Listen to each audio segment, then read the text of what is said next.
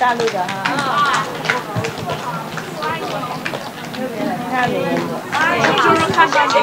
特别来看你们是大陆。来到这里会不会很辛苦啊？会不会遥远？会不会很远啊？多少天才能到？一天而已啊！一天，哎，对，飞机嘛，一天就到了。啊，不有一些说2、3、4天呢。有2天，他是转呐，转2天。啊，是啊，大陆很大嘛，哎，不是每个都靠近台湾呢，哎，会不会花太多钱了？我先会不怕呀，这看到师傅都好啊。我知道。这里看8点钱，花多少钱？花多少钱都高兴。上后都很富有。OK，我知道了，知道，嗯。啊，这世界不大，不过蛮大哈，大陆蛮大，有一些不靠近台湾，走很远，是吗？哎，不过他们国外人也是蛮远的，有一些，连坐飞机也2、3天的，转车、船去什么的，哎，大家蛮诚心的啊，我很感动啊，谢谢了啊。哎，还好吗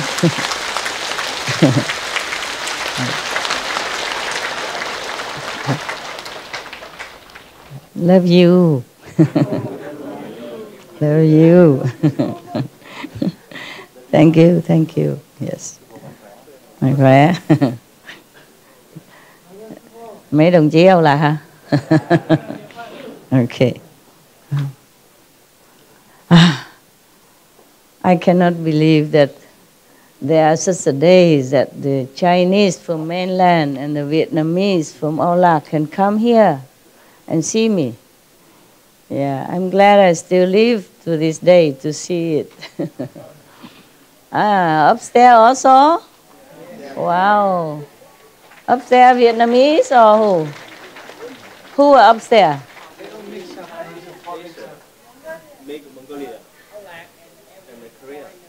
Oh, wow.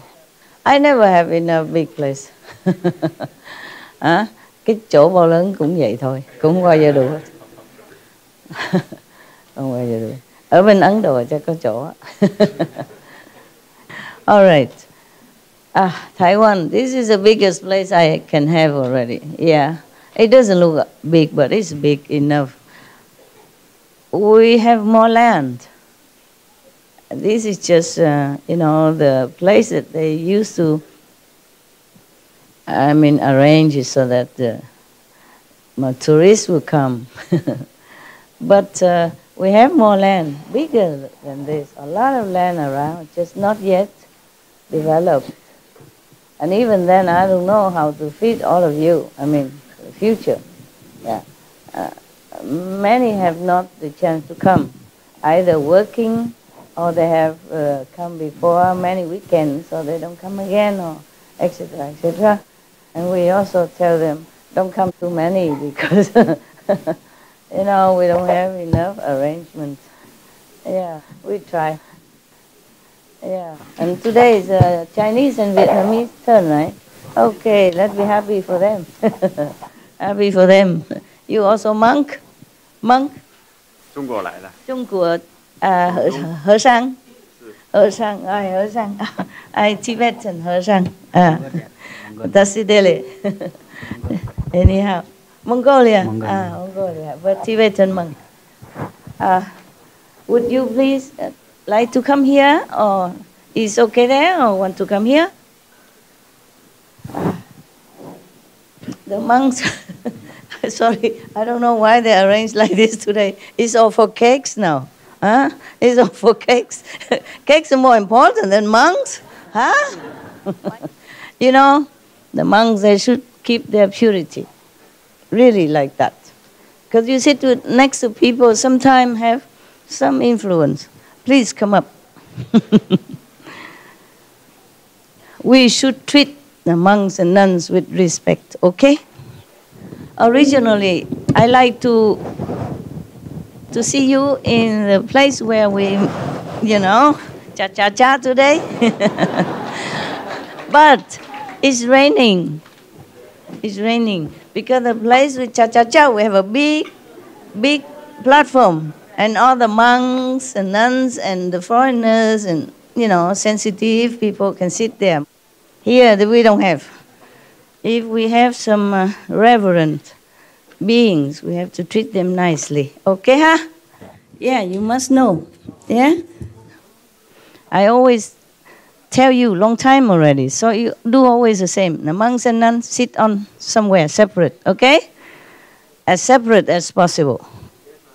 Yeah, we have to protect them, okay? Protect the purity. For you, it's not like I love them more than I love you. It's just they need to be a little distance, okay? You go home, you just sit with anybody, hug each other, sleep with each other, but they are different. They need to be separated. Because we can influence them, with some of our negative thinking, impure energy, okay? I know that is the truth, huh? I'm not trying to make you feel bad or anything. I'm not, okay? I just want to protect them, all right? Because they left everything behind, all the comfort that you have, all the freedom that you have. To be a monk and nun, they are free inside, but outside they're not always free. They always have to behave in the public in a certain way, because otherwise people will slander them. Not because they worry about their reputation being slandered or not. They worry people slander them, make bad karma for them. So they have to behave in certain way. They're not all that completely free. And in order to keep their lifestyle, the way they would choose to be, we protect them, huh? Okay? Always put them separately. When I was younger, I don't know how long ago. I forgot how long ago. I used to go here and there all the time, because I lecture, visit people and all that. And sometimes they put me in their bed to sleep. I feel immediately the different energy, and I went out to sleep on the floor. And I told all of my monks and nuns before, wherever you go, don't ever sleep on people's bed. So they always take their own sleeping bag and mattress and they sleep on the floor. Even though some cold area, the bed is more comfortable. Even though sleeping on the bed is more comfortable and warm, but when people, they sleep there together, the couple, and if you sleep on that bed, immediately you have this energy. I guarantee you. If you don't believe me, try it. Well, you don't care anyway. Most of you, if you have a family, you don't care about this. You don't feel any difference. I do, immediately. Immediately. And maybe many monks, nuns would feel immediately the difference. Yes. Sorry, my place, always small. Okay? Always small. The more big place, the more smaller it becomes. I don't know why. This place always shrink. When you come, the place shrink. When I first came here ever, still working, around and moving garbage, repairing the buildings, the walls, and make it more clean. Yeah, and I feel, my God, the place is so big. They took me around to look. It's so big, I think I will get lost in here. And now I feel it's so small, it's not enough for even to sit around or to stand. Like this morning, when we have this afternoon, performance, half or some more than half have to stay in the other hall, remember? And today is the same here. Look. When I first come here, I thought, wow, that's big, and now it looks like so small. Taiwan already small, yeah?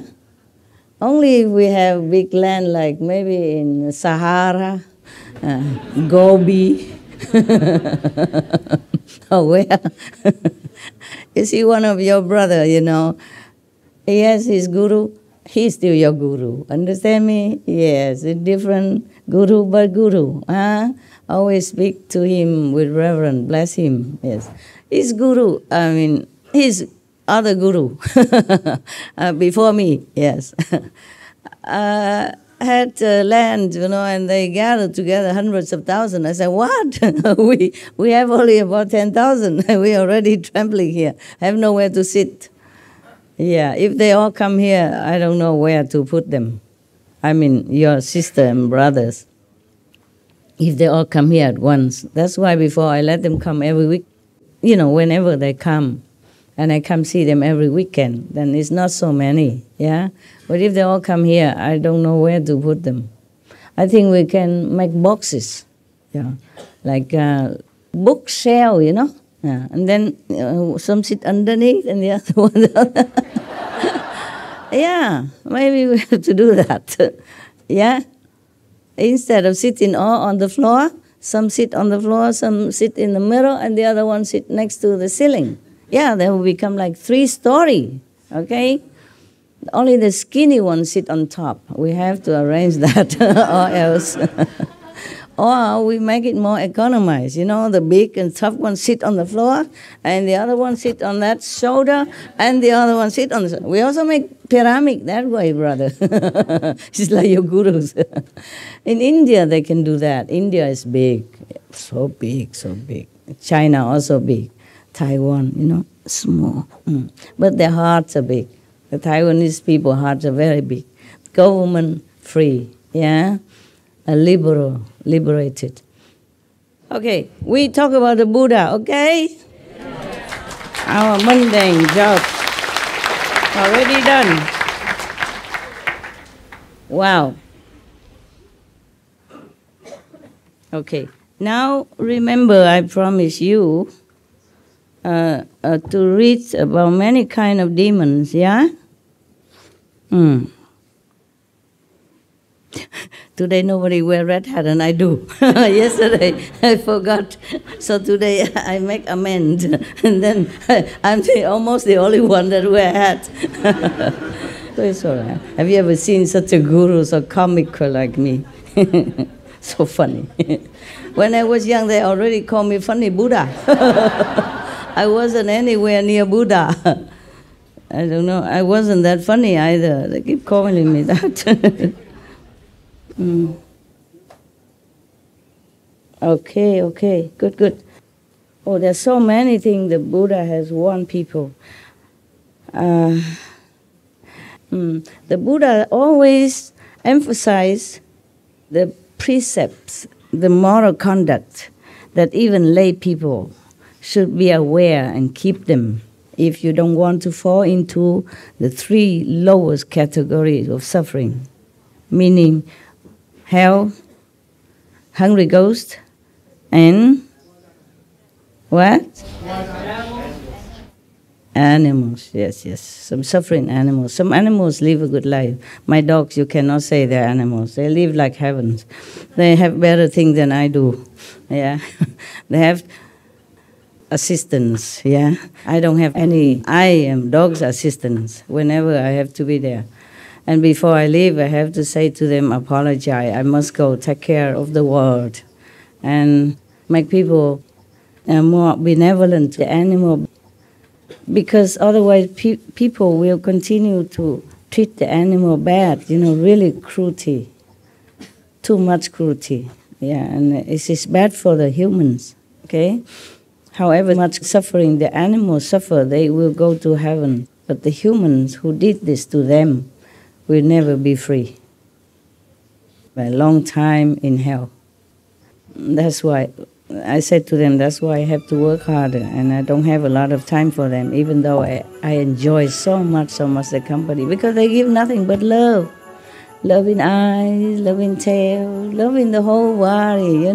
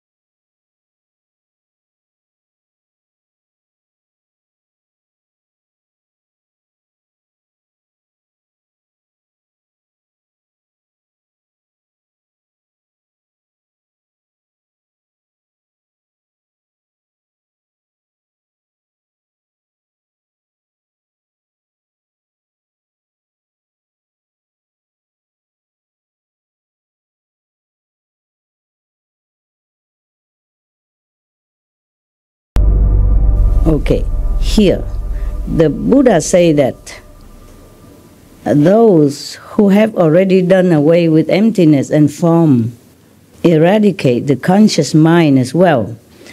In the extensive tranquility of the 10 directions, there is nowhere at all to go. These beings are among those at the station of nothing whatsoever, meaning they not come, not go, they don't desire anything. That's good. So when the nature of consciousness does not move within extinction, they exhaustive investigate. Within the endless, they discern the end of nature. It is as if it were there and yet not there, as if it were ended and yet not ended. They are among those at the station of neither thought nor non-thought. I mean, they are practitioners. Go stepwise, yeah? This is the higher step than the step before. Yeah. These beings dwell exhaustively into emptiness, but never fathom the principle of emptiness. Go from heaven of no return down this road, which is a dead end to sagehood. They are among those known as Do Arhats, who do not turn their minds around, just like those in the heaven of no thought and the heavens of externalists, who become engrossed in emptiness and do not want to come back. These beings are confused, prone to outflows and ignorant. They will accordingly enter the cycle of rebirth again. Before that, the Buddha said that if you don't keep those precepts, etc., etc., then although you have some fruit of the samadhi and meditation, you will not really become Buddha. Yeah, you might enter in some stage, like mentioned, but cannot truly become Buddha. Okay? Yes. So they will go from one state after another like that, but still they must take care. Because the Buddha say like this, if you do not have truly, not the renunciation outside, but inside, not truly understand the truth, then still have to go back to rebirth in this physical world again. So Ananda, each and every being in all these heavens is ordinary. They are still answerable to their karmic retribution. When they have answered for their debts, they must once again enter rebirth. The lords of these heavens, however, are all bodhisattvas who roam in samadhi. They gradually progress in their practice and make transference to the way cultivated by all sages. The citizens of this heaven, apart from the lords of this heaven, the kings of this heaven, they are already bodhisattva, stationed, yeah, fixed. But these people who meditate and enter some samadhi of emptiness and be attached to that, they still not reach the ultimate goal. And they have to come back and they have to be responsible for their karmic debt, just like us even. Yes. Therefore, heaven is not the ultimate end. It is nirvana, okay? It's the best, meaning the highest level of sainthood, the Sakhan level, they call that area, the 5th level, yeah, at least. But you will not go to the 5th level. Some other master did not want to take you to their place, so I might take you another place above 5th level.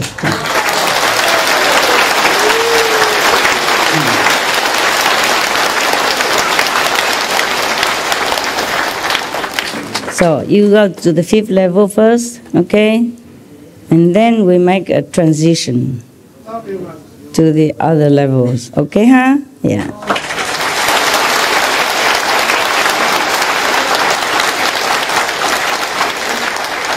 Because you still have to go through there. You know, it's like a highway.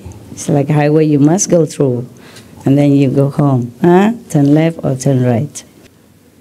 Because you cannot go back to the original world, because these original world beings, they're already original. They have never been contaminated anywhere. They have no ego, have no traces of mundane or shadow worlds. You have been already. So we have another created heavens for this kind of people.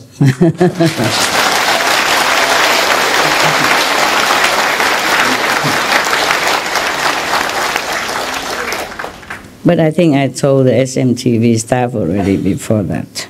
Yeah. Because I told them no other master wanted you, so they were very sad. I said, no, but it's a different, we have another place.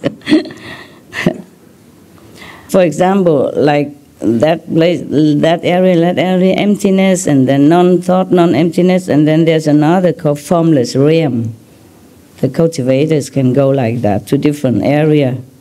But these have not really understood the wonderful enlightenment of like the Buddha's mind. Yeah, not yet. So nevertheless, they might understand some false kind of concept, false enlightenment. And then they still run around in the cycle of the three realms, okay? Three realms, the highest is a Brahma, remember? Okay, yes. So it's not liberation yet. If you go to the third level, you're still not liberated. You have a lot of maybe magical power, spiritual power. You can even cure people or illness and make the blind see again, all this, but it's not yet. Okay. I don't want to scare you, so I'm going to go straight to the the other places, okay? My God. Oof. So many destiny for hell dwellers, or hungry ghosts, animals, people, spiritual immortals, gods, and asuras, etc., etc. They are not completely enlightened, like the Buddha, or like Jesus, yes? Jesus lived in a difficult time of our history and in a difficult land of the planet where beings easily being misled and misunderstood. Therefore, they just terminate his holy life. Otherwise, we would have more teaching left behind for us. Even some of his teaching has just been discovered, not just in the Bible, but after, separately, the talk, the teaching of Jesus, some disciples have written it and hide it somewhere, and they have been discovering it, yeah? Some, more than just a Dead Sea Scroll, more than that. And some Essene society have kept some of his real teachings, okay? In the Bible, just a portion only, yes. And the Bible is more or less like a historical record, nah? So they record it all the time from the beginning, long before Jesus, the time of King David even, yes, and others, yes. In the Bible, Jesus was recorded as just one part of the history. So therefore, his teaching is not completely there, yeah. Okay, so I will go to the place that I promise you, okay? How you recognize some demons that come to you when you meditate. I mean, not just you, but all the practitioners in the so-called spiritual area in our world. Very easily, we can fall into the bad influence of the demon. And the demon originally cannot go near if we always can repeat the 5 protective holy names. They are the kings of the 5 worlds that we have to pass through. It's a highway. You can't avoid these 5 worlds if you want to go anywhere. Even the master must also go through the 5 worlds in order to go home, okay? Or to go down, come down, okay? Right. Therefore, in the course of our practice, we have to be aware of different demons who always try to make the practitioner go astray, because they don't like anybody to become holy or free. The Maya, king of illusion, always dispatch some of his subordinates to come and bother the practitioner. Now, even the Buddha says so. Those of you, he's talking to the monks, his monks, those of you with more to learn, I mean, not all of the monks has complete their course of enlightenment. So the Buddha said to them, those of you with more to learn, those enlightened by conditions, and those who are sound hearers. What sound hearers? It cannot be like you hear in the beep beep of the car, or the Buddha mentioned the, hearing the music sound, or karaoke, or cha-cha-cha even, no? Could it be those sound? No. Sound hearers. What is that then? The guaning, the inside sound, yes. Because the Buddha also said that if you rely on sound and you rely on brightness, you cannot find Buddha. Sound means the outside noise and all kind of distraction.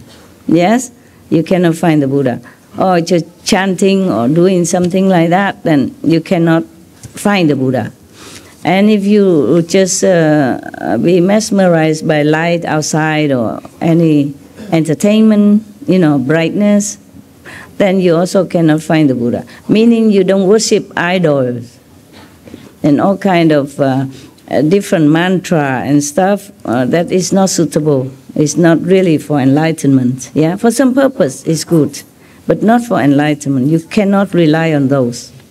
So in the Diamond Sutra, Buddha say that. Oh, there's another sutra. If I have time, I'll tell you. Yeah, Buddha lived long, bless him.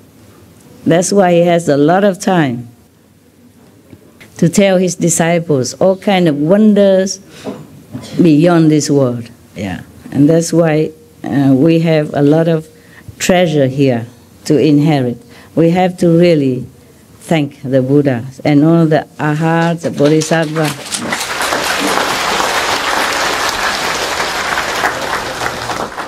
That sacrifice their comfort of nirvana to come down in this dusty world to teach us patiently and still leave some treasure for later generation, those ignoramus like us. All right. So, and the Buddha continue, the Buddha address all kind of beings here, yeah? Those who are enlightened by conditions, meaning many of his monks became enlightened due to the sound of Buddha. He heard the sounds of Buddha teaching.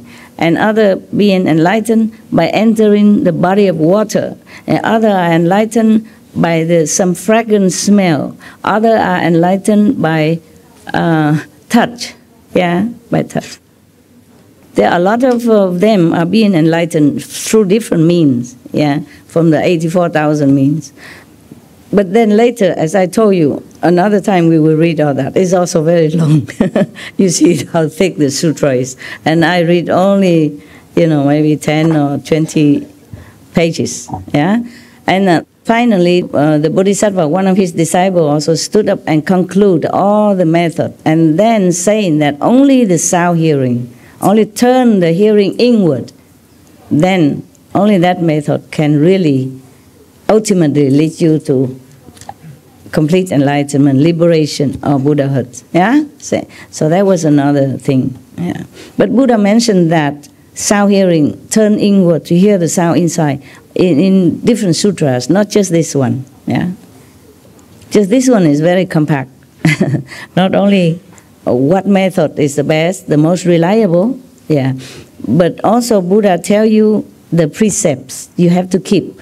Yes, and also the Buddha tell you what kind of demons are always lurking around true practitioners, trying to lead him astray, if you allow him. by your thought. If you think something, if you want something, if you delude yourself, for example, by thinking that you're complete enlightened already, pronounce that, then such and such demon will come. Okay? Now we will see which demon come to whom and why. Yeah? And how we can avoid it. Okay? So it's very important for you, even if you're not Buddhist. These information are very rare to find. Not every monk even know this sutra. Okay? Yes. And this is all not translated in all languages. And not everyone really want to study so deeply like that. Some think just to shave the head, wear the monk's robe, and every day just be a good person, good monk, then it's good enough, okay? But it's also good. In that case, also good. Yes. Any monk who is taking care of himself, protect his moral conduct, is already very good for the society. Yeah? At least he is not harmful to anyone. Okay. But if he is enlightened, then it's also better for those who come and trust him, make offering to him, or relying on him for more spiritual knowledge. It would be better if he became enlightened. Then he will not lead those people, believers, into a wrong path. Yeah? Even without bad intention. And then if with bad intention for fame and profit, then it is bad, bad, bad, bad. Very bad. In Vietnam we say the robe doesn't make you become a monk. It is like that, because of that. Okay? Yeah. And in the Buddha time there was one lay person. He's very, very learned, very enlightened. So many monks fear him. Vimalakirti, his name. Okay. Just to tell you all that so that you also can feel comforted that because you're not a monk, okay? Just be moderate in your life, okay? Keep yourself pure as possible, like a lotus in the mud, without reeking of the mud. Huh? Know yourself, your weakness, your strength. Always try to be vigilant. Take care, protect yourself, okay? Because you are the only one you can rely on. Master can protect you, can guide you, but you have to follow it. Like an English teacher, keep teaching you, but you come home, you don't do your homework, you don't speak one word. How are you? Then how you think that you are the English student?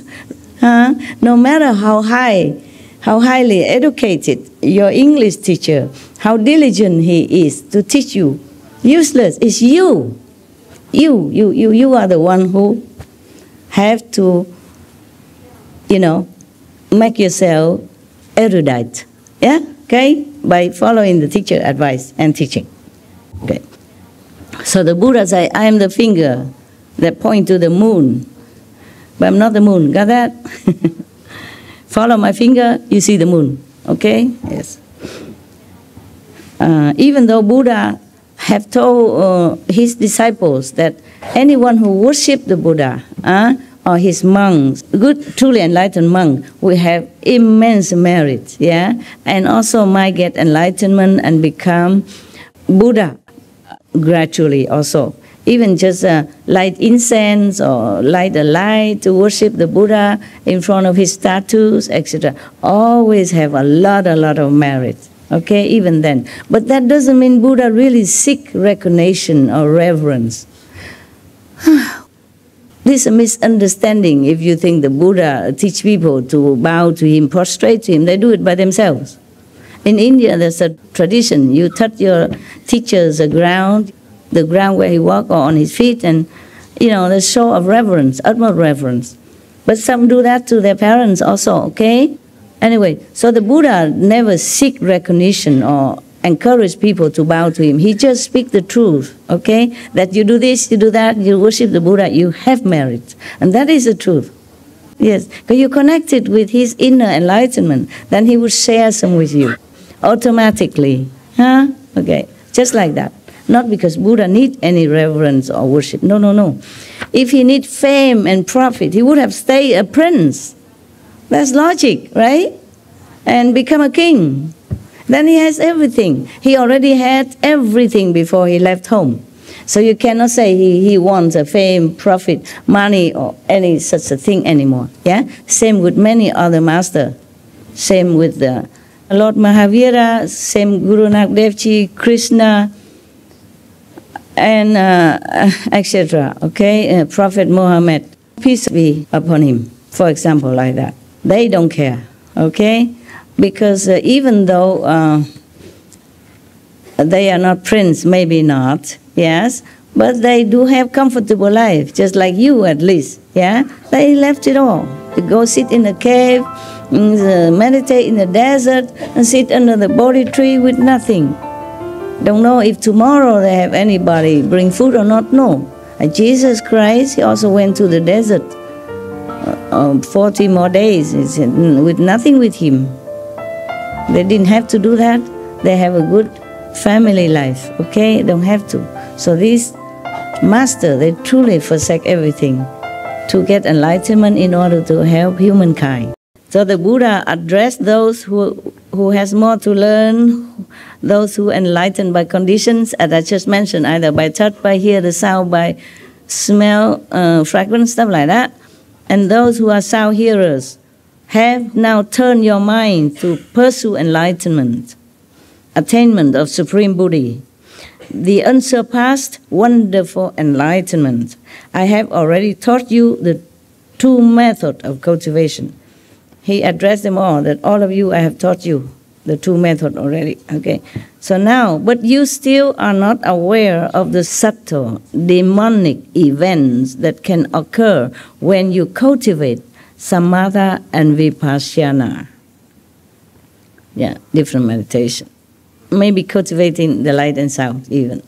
Even in the presence of the living Buddha, powerful Buddha, every day with him even, these monks, and still could be prone to this demonic influence. So the Buddha say, if you cannot recognize a demonic state when it appears, it is because the cleansing of your mind has not been proper.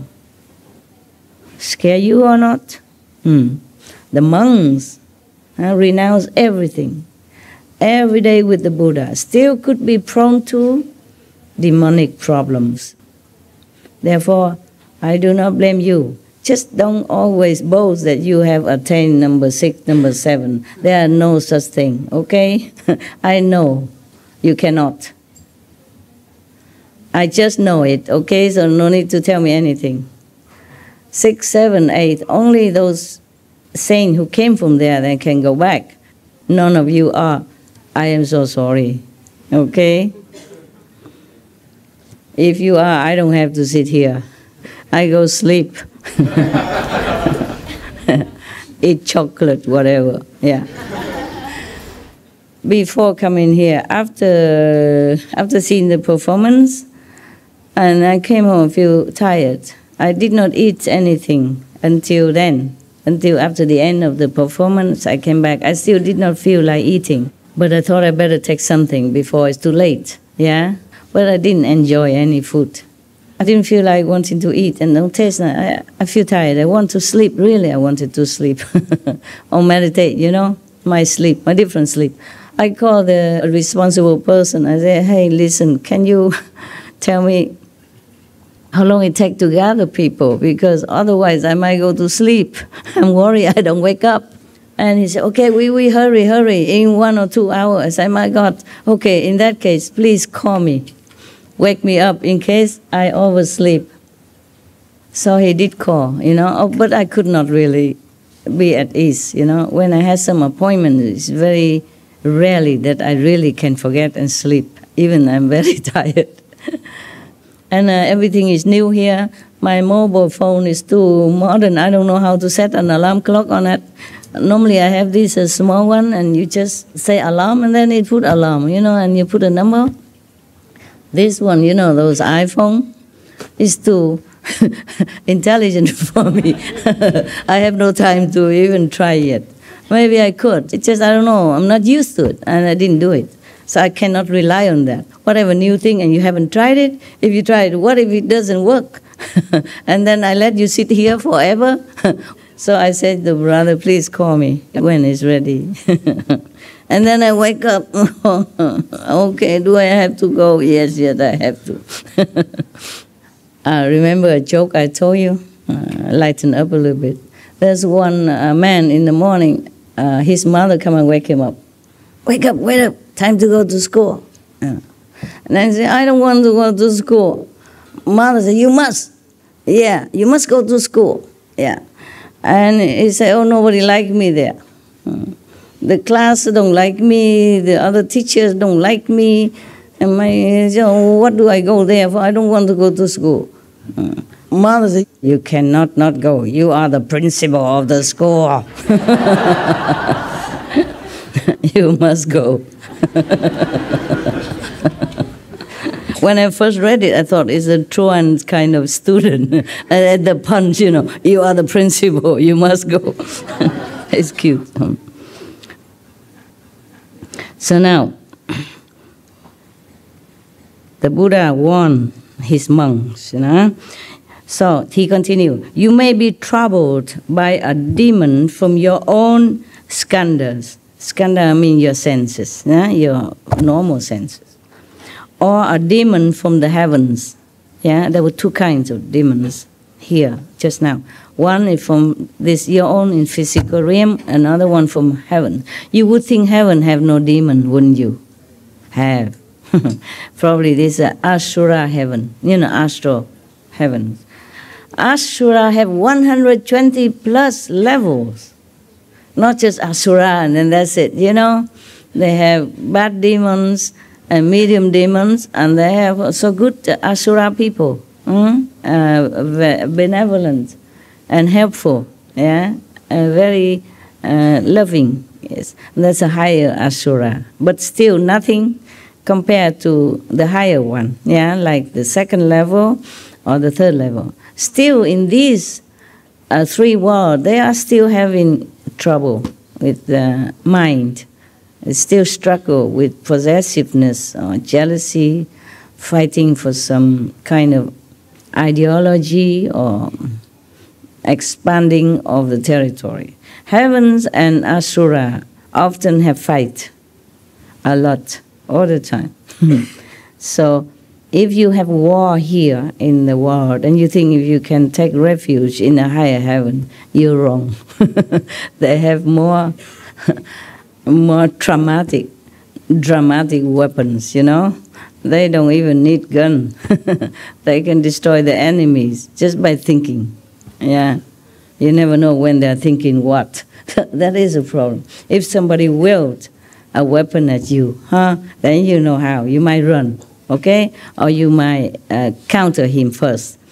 But if just by thinking, then, it's very difficult. Especially if your so-called enemies are higher level than you, more powerful. Even if they are heavenly beings, they're not all benevolent, okay? So now the Buddha say, you might be troubled, or you may be possessed by a ghost or spirit. Beware, okay? Must always remember the 5 holy names, or the gifts that I give to you. Wow. If your mind is not clear, you will mistake a thief for your own son. It's just a parable, okay? If somebody who is not very profitable to you, and you invite him to your house, he might steal all your things. He might look like your son, look like friendly, or you might adopt him, but it's not too good for you. First, the Buddha warned you, don't mistake a thief for your son. Why he likened this demon for a thief? Because they can steal. They steal your spiritual energy. If you let them near and they use it to empower themselves, the more they steal from you, the more powerful they become. And the weaker you are, and then they will control you. Okay? Always remember the 5 names. It protect you. Never think you are anybody. Always pray for help. There are gods and goddesses, and Bodhisattva, Buddha always try to help you if you call for help. Before you call even. It's just if you call, then it's better. Together, you know, you call, they respond. So you connect it with each other. If any of the demons, you know, they can take hold of you, like, then they hang around. They know you're weak, you know, of some weak point. Maybe your precepts is not complete, not clear enough, okay? Maybe you still tell some lie, white lie, or lie that you don't even think you tell lie.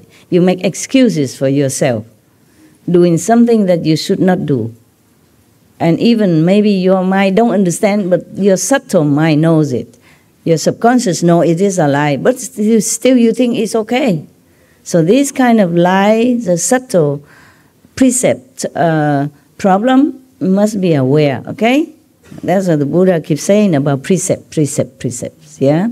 Otherwise, he just say, okay, come become a monk with me, and you become a saint already. You leave everything, you renunciate, you are great, and then you don't need to worry about anything. Continue. He teaches every sutra he mentioned again and again. Don't eat meat, yeah? Even don't wear silk. Don't take milk. Don't take butter. At that time, they don't have vegan butter, I guess not. Otherwise, Buddha would say, be vegan, make peace, right? In India, those times, they just use milk to churn into butter and cheese, yeah? All right. But that's more benevolent than what they do nowadays. The cow, they're roaming free. They're eating leaves and grass and whatever, leftover vegetable. Outside, they walk everywhere. And people also don't harm them. So if they offer some milk extra, that should be okay. They never force the cow like today, putting hormone into them to produce more milk until the cow can no longer walk. Too weak. Imagine if the cow who produced the milk out of these chemicals and could even no longer support herself because of the lack of calcium. Imagine you drink that milk. What good would it do to you anyway, right? Yes. And even then, at the Buddha time, there was no such thing. The cows are roaming all over. And still Buddha told us, no silk, no milk, no butter. And what else? He say no? Leather. No leather boots even, or shoes. No fur even. This is vegan fur, okay? Vegan. Vegan fur, you know that. Okay, all right.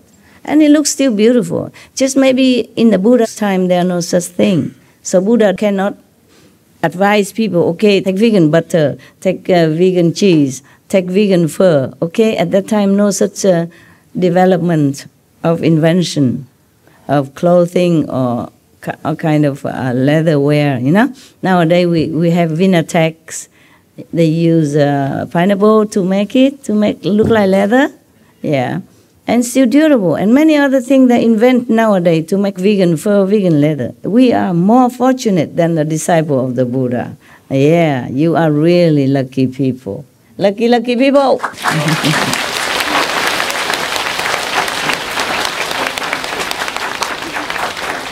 So nowadays, if we cannot avoid milk, or butter, or fur, or leather, we are really too weak. Yeah. We should appreciate our fortune, that we have everything at our fingertip nowadays. Yeah. And these things are even cheaper than the real animals' product, and so beautiful. I don't know why nowadays they're still doing it. But you see on our TV, how many big fashion company avoid leather, avoid fur nowadays. Yeah, they are getting in there. A lot, big name. Yeah, very big. Wonderful. It's getting better, huh? Yes.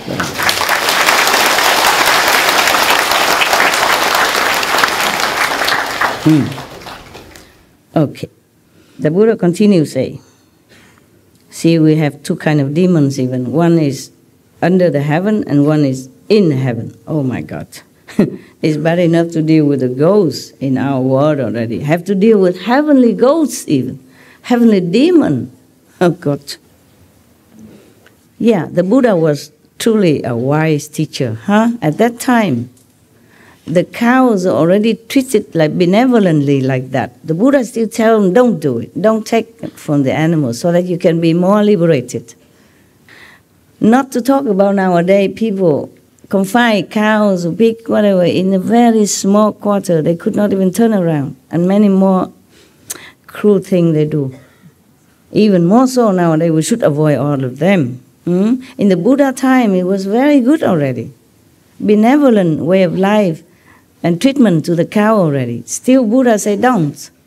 Huh? What about now? You see what I mean? Least of all now.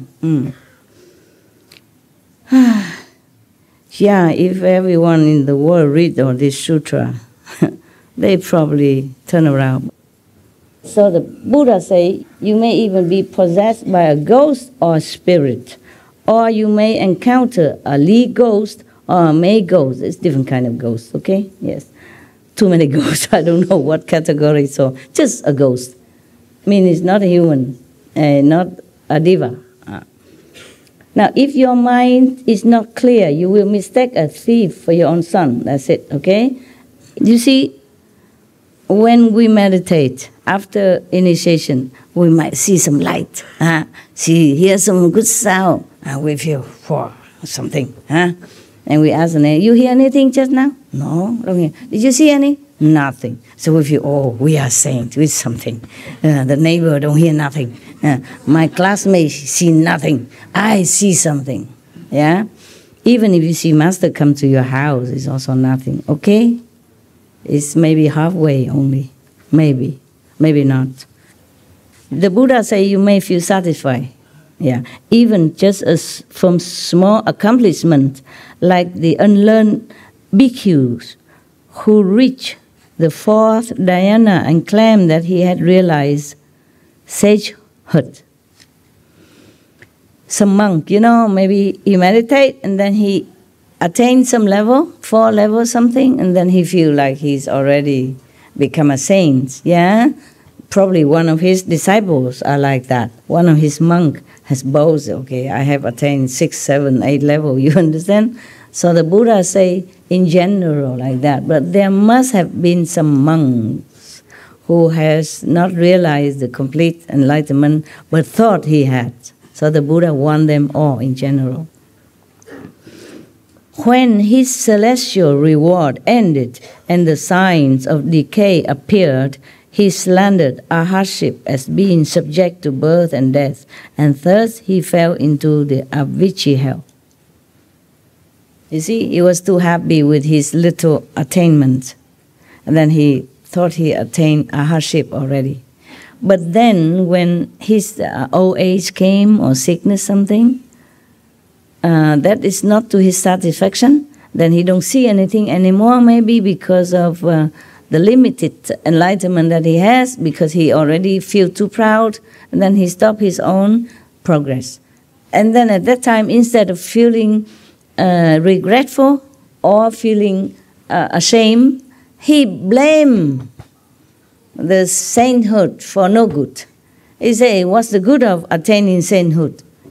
I'm still sick now, I'm still dying, I'm still getting old. It's not the sainthood, it's not the method. It is a person who has not been vigilant enough, has to be vigilant all the time, because our ego are our enemy also. Apart from the asura, demons, apart from the ghosts, apart from the heavenly ghosts, we have also our own ego. It's a very, very big ego. So if you see some light or hear some sounds at the time of initiation and continuously, this is just to show you, just like a lamp, to light you the way so that you know you're in the right direction. Because we always heard that heaven have light, and the Buddha will teach you with the heavenly sound or God. Sound is like the sound of many water, sound of thunder. Okay, I heard all that. So that means you hear God. You see God in the form of light or in the appearance of Jesus or maybe Master or Buddha. But that doesn't mean you are Buddha yet. See in light, hear in sound, you should. It's just the signpost, okay? And all the scenery you see on the way, also the landscape, to show you where you're going. Just like on the way here, I see some hufa, Dharma guard. I see some trees. I see some statues. I know I'm going to the fourth hall, to see you. But I have not reached you yet until I'm here. If meanwhile I stop watching the trees, chatting to the guard, or then lost my way and keep chatting away and forgot my goal is here, then I will never reach here. Even though I knew the way. Similarly, the way to Buddhahood is full of traps. The Buddha say, I point the way, I point to the moon, but I am not the moon, so you follow the finger, see the moon. Okay? Now, so if he fall into the Avicii hell, that is terrible. That is the relentless hell. It don't give you any tea break. Remember the story I told you? There's some hell has some tea break, some coffee break. There was one person who didn't do any good thing in life, did some bad thing, not too that bad. So he died, he went to hell. I told you this story already. And then, because he is not all that wicked and evil, so he has a choice. He can choose his own hell. So he went here and there. He said, oh, this hell, they're boiling people in oil. This one, they're chopping people alive. That hell, they're crushing people again and again. And you feel all the pain and suffering, but you cannot stop. And you cannot die. In this world, even if you are punished or you are killed, you die. At least you escape from that. But in that kind of hell, in hell, you don't die. You continue to suffer forever. That is called Avicii hell. Relentless. That one did non-stop. Okay, so that guy, he went to see so many hell and he said, oh no, this is terrible, that's terrible, terrible. And then he went to the last hell, he saw people standing in a filthy pit, with excrement in it. But they're standing there half up to their waist and drinking coffee or tea. And he said, okay, this one not bad, at least I can drink coffee and tea. Standing in a field is bad, but okay, I can drink tea. Okay, so he said, okay, I stay here. And after he said that, and the bell ring, the devil say to everybody in the filthy pit, okay, tea break over, turn your head back upside down. Okay. It sounds funny, but don't get there,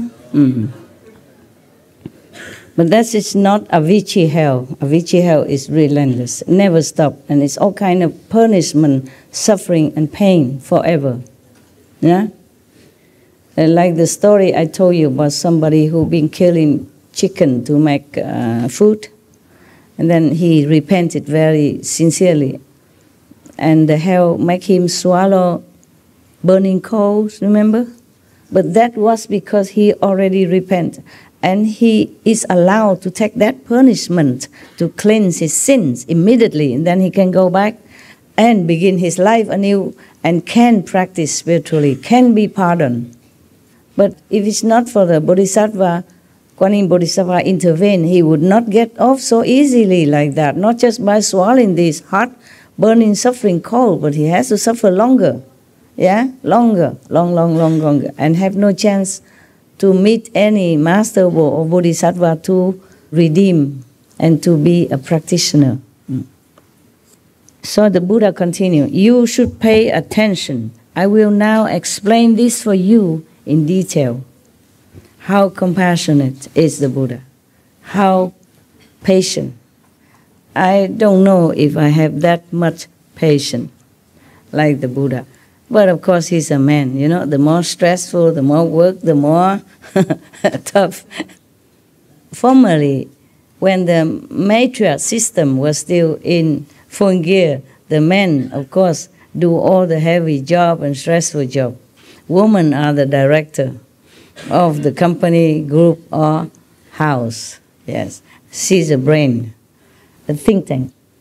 Nowadays, we have more and more women in the political arena. Arabian even now have more women in their parliament or in their government. You see that? Before, no. Taboo. India has a female president. Oh, I was surprised all the time. India maybe, but this Arabian country, huh? Women go out, have to cover. I have to have a company of a man. And now they go into politics. Appointed, invited to, even. Incredible change in our world, huh? Yes. So much change. I'm so happy. Yeah. Thank God. Thank God. Thank Buddha for blessing our world. Please give us more blessing as much as we can take it. Buddha and God would have blessed us more, but we can't take it. The people in this world is like infant, you know? You cannot give too much good food. Slowly, slowly, slowly. I wish it could be done like yesterday, but it's doing fine, yeah. Now, Ananda stood up, and with the others in the assembly who had more to learn still, meaning they're not completely awakened without learning. They still need to learn. Yeah. Bow joyfully. They quiet themselves in order to listen to the compassionate instruction. The Buddha told Ananda and the whole assembly, thus, you should know that the 12 categories of beings in this world of outflows are endowed with wonderfully bright fundamental enlightenment. What do you mean outflows? You mean defects, yeah? Not perfect. So that means outflows. So, translation, you know. Yes, it's difficult to translate from Sanskrit already to Chinese. And it's more difficult to translate from Chinese to Vietnamese, and Vietnamese to English, and vice versa.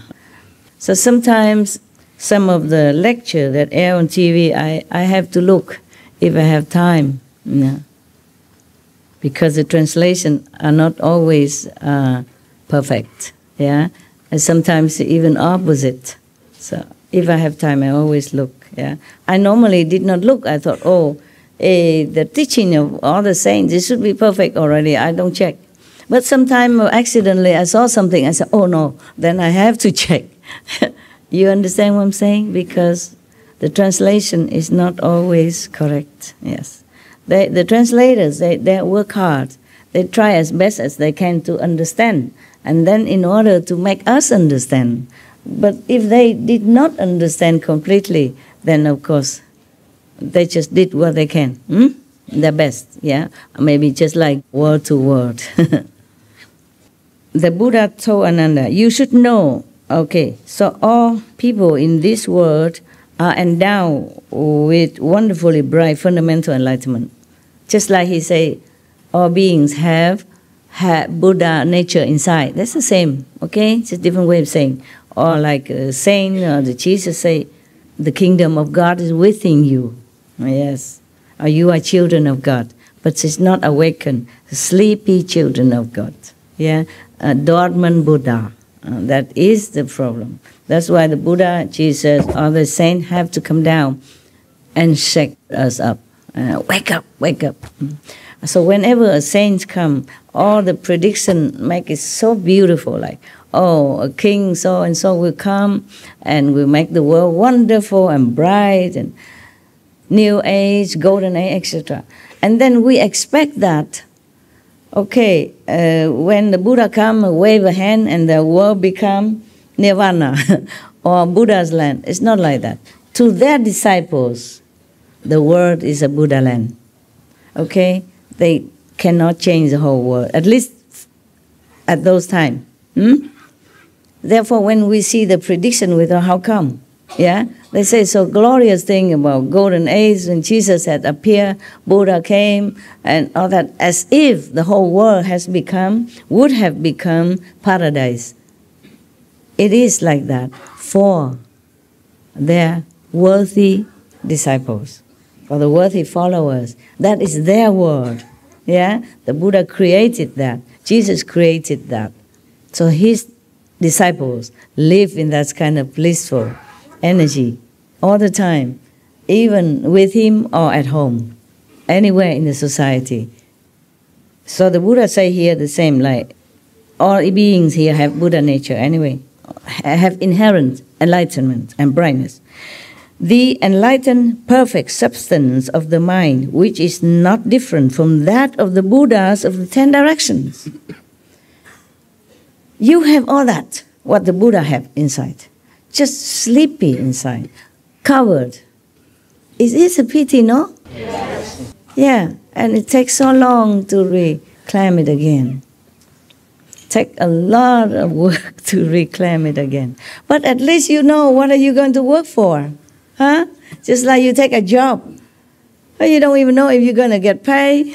How long can you be in here with the boss kick you out tomorrow? How much will you get paid? That is very frustrating, right?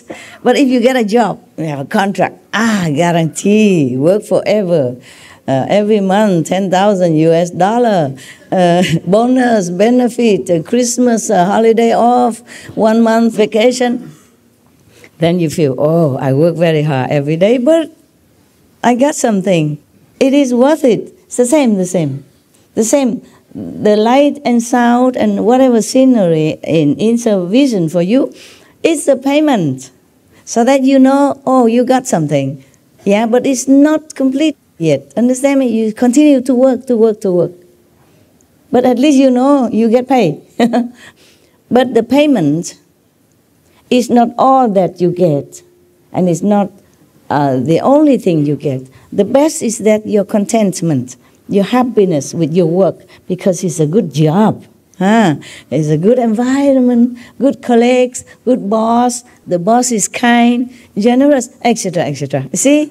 And the security of your life, of your family's survival, this is also important. The same, the light and sound are not all, okay? It's not the ultimate. It's just the reassurance, the precepts, the moral elevation, the virtuous, the loving kindness that you develop. That is even more important. The happiness inside you, that's even more important. You understand? All of that together is not just that, but of course the light and sound help you, make you happy, cleansing you, assure you that you go on the right path. Yes, because we heard that all the saints have light. You know, God is light. God is love. Yeah, God's sound is like the thunder, like the water. Yeah, if you hear that, you know, oh, okay, I'm near God, or contact with God. In the Buddhist Sutra, also mentioned like that. In the Lotus Sutra, the Buddha also mentioned this kind of water, the sound of the sea. Yes. And the light. All the time Buddha mentioned everywhere about light. Yeah, that some monks see the light, some monk doesn't. Why? Yes. And some monks, his disciple can hear the sound and some cannot. Why? But that is another chapter. But I mentioned that maybe someday, by chance, I will see those chapters again and maybe I read the whole thing. Okay? The Buddha lived until 80 years old at least, yeah? He has maybe 50 years to preach. So it's a lot of things that he said, yes. But lucky for us that he lived long. And in India, people are more benevolent. And the fact that he was a prince and he left home, many king and government also have some kind of respect toward him, because they have no fear from him that they will take over their kingdom or their position, because the prince already left his own kingdom. So all the kings and queen or whoever prince at that time feel more reassured. So they don't try so much to harm him like many other masters with different background. Don't ask me, I have no background, I have nothing. I'm born in Vietnam, so-called born in Vietnam. I have people only here from Vietnam, war, refugees, poverty, no end. I don't have any background to back me up. If I was a princess and left my kingdom, probably I have more disciples, more support. Okay? Yeah. They say the Buddha in your own home is not revered. The Buddha is not revered in your home. So it means also in your hometown or in your country, yes. But the Buddha was different. You see, he was somebody. He was somebody, yeah. I mention that because some master, in fact many masters have died because the government or the kings at those times worried so much that they might take over their throne. Yeah, make a revolt against them, because all his disciples are gaga, goo goo, hoo hoo, ha ha, hoorah, hoorah around that master. Call him Maharaji, Mahamataji, whatever. Yeah, great king, great queen, calling that. Kings of kings, queens of queens. All these names scare the encumber kings or queens. I thought I'm the only king. How do I call that king? Who is he? He's just a carpenter's son, for example, yeah? So what does he want from my people? That's the reason why they chase and kill him, even though they know he done nothing wrong. Even the judge who carry out his punishment, you know, his descendant also say, I wash my hands of this sin, because he did not want to kill Jesus. But everybody else vote for that. Every year or something, they release one prisoner. They release one criminal instead of Jesus, the innocent. You see that? Just because higher government or other people, they fear Jesus might take over. They keep calling him king. Before that, they predict that a man will be born as king of the Jews. You remember that? Yes. He is not ruling anything. And even he keeps telling, my kingdom is in heaven. Yeah? My kingdom is not here. He even tells his disciple, teaches his disciple to be detached from whatever possession they have. Like, lay you not your treasure on earth where moth and insect can destroy, but lay your treasure in heaven where it is safe and secure. He even teaches his disciple like that, meaning he don't care about anything about this world, but they're still afraid. They're still afraid that Jesus' influence will make people revolt against them and then make him become king. He's a king of people's heart. That is correct, but he cares nothing about kingdom. But of course, the king at that time and the government at that time, they cannot capiche that, because they're not enlightened enough. For them, their throne, their position, their kingdom, their job, their possession, their tax money from people, their control over their subject are the utmost important. Therefore, they fear losing that. Yeah. So anyone else who wants the heart of their so-called people, then they fear, of course, yeah, that the people might take their money, possession, give it to the master instead of paying tax, instead of making offering to the government. What if the people offer all the money to the master and then they have no more money to pay tax? Then the king cannot live in luxury. The officials cannot have the best carriers of horse in town, etc., etc. Oh, people fear everything because they think things belong to them.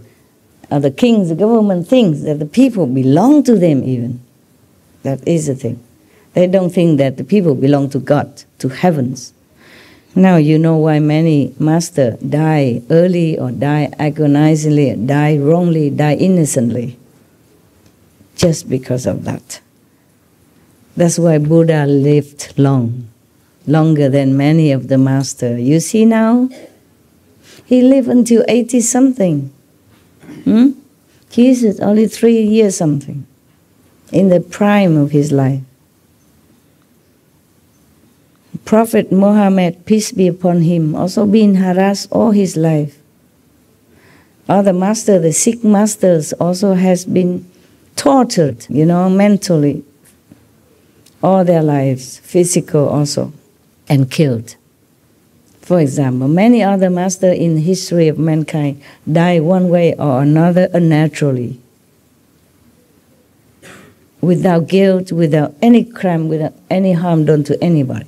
Just because those who in power don't like what they say. Yeah, sometimes, or worry that they may take over their kingdom or their possession or their position, etc. Or it's just all kind of thing like that. It's nonsense. It's really no ground because the master don't even care. But they wouldn't believe that because for them the position is so important. The thought is so important. How can another man don't think that is important? It's no such thing. It's impossible. They could not believe that. Just like a man who's so much in love with his wife. So he's so jealous with any man who kind of even look at her or just say some compliment. He thinks, oh, yeah, what do you want from my wife? Maybe that man doesn't want anything. He's just a polite man. He's not even in love with that guy's wife. He don't even fancy her. Maybe he's already in love with someone else deeply. And then all other women are meaningless to him. You know that, man. If you're in love with one girl, other women in the whole world, you don't care, right? Mostly. Most women, you don't care. But that man, he's too much possessive of his wife, my wife. So he would doubt any man who go near and blink at her or glance at her or say something nice to her. And he's already feeling defensive because he treasures his wife too much. Just like the king treasures his throne, his position, his richness, his power, fearful of any other man or any human being who possess power like him that win the hearts of other beings. Yes, that the king might not even win at all. That maybe the king know, okay, that people only fear me but not love me. And then this guy, oh, he's nobody. Everybody loves him. Run after him, worship him, touch his feet, bow to him, giving him this, giving him that, do anything for him. Oh, then he wanted to be king, huh? You want to compete with me. You see what I'm saying? Jealousy is terrible. I tell you one story about a king. Even jealous with an elephant. Yeah, his own elephant. But it's true story. The Buddha told the story. There was a king before a long time ago. But of course, the former enemies of the Buddha. Buddha has always this guy hang around him forever, even when he already became officially, physically Buddha. Devadatta. Long time ago, long forever time ago, there was a king, powerful, rich, famous, in one kingdom. He has a beautiful, white, pure, lovely, wonderful, dignified looking elephant. Yeah. Apart from everything else he has. Yeah, a white elephant is hard to find already. And beautiful, dignified as that. Yeah, and very well trained. Because that elephant was too good and intelligent and have many talents, you know. Oh, and then one time he heard people praising the elephant so much because the elephant was performing something. And they said, oh, wonderful elephant, beautiful elephant. Oh, we love this elephant. Oh, the king cannot bear. They should say that to me, not to my elephant. He's just an elephant. And it's mine even. Okay, he's so jealous. That's driven him crazy. So he called one time the elephant trainer, you know, and the elephant to some area, to a mountain. Said, today we go to the mountain. And then he asked the trainer, is this elephant well trained? And the trainer, of course, said, yes, of course he is, Your Majesty. He's the best in the whole country. No other elephant is better than this elephant. Yeah, you have the best, Your Majesty. Oh, but then the king is even boiling more with anger. Even his own official praised the elephant as well. So he said, okay, good. So you show it to me. Can he stand on one leg, two legs? Okay, make him stand on two legs. Okay, he does stand on two legs as the command of the trainer. Can he stand on one leg? Yes, he can stand on one leg. Fine. And then he make him go all the way on the top of the mountain and tell him, can he now stand on two front legs on top of the mountain? He's going to push the elephant down. So the trainer suddenly see the impression on the king's face. But of course the elephant still can do it, because that elephant is too good. He was going to push him, but then the trainer was nearby or everybody watching, so he cannot do anything. So he said to the trainer, can your elephant even fly? Have you heard of flying elephant? Because if he doesn't, then he's a very bad elephant. He's not worthy to live. Force him to die. So the trainer knew the intention of the king, so he whispered into the ears of the elephant. He said, worthy celestial being, if you can, then you fly. Fly away from here, because the king's going to kill you. You are in danger now. Use your power if you have. I know you are a special elephant.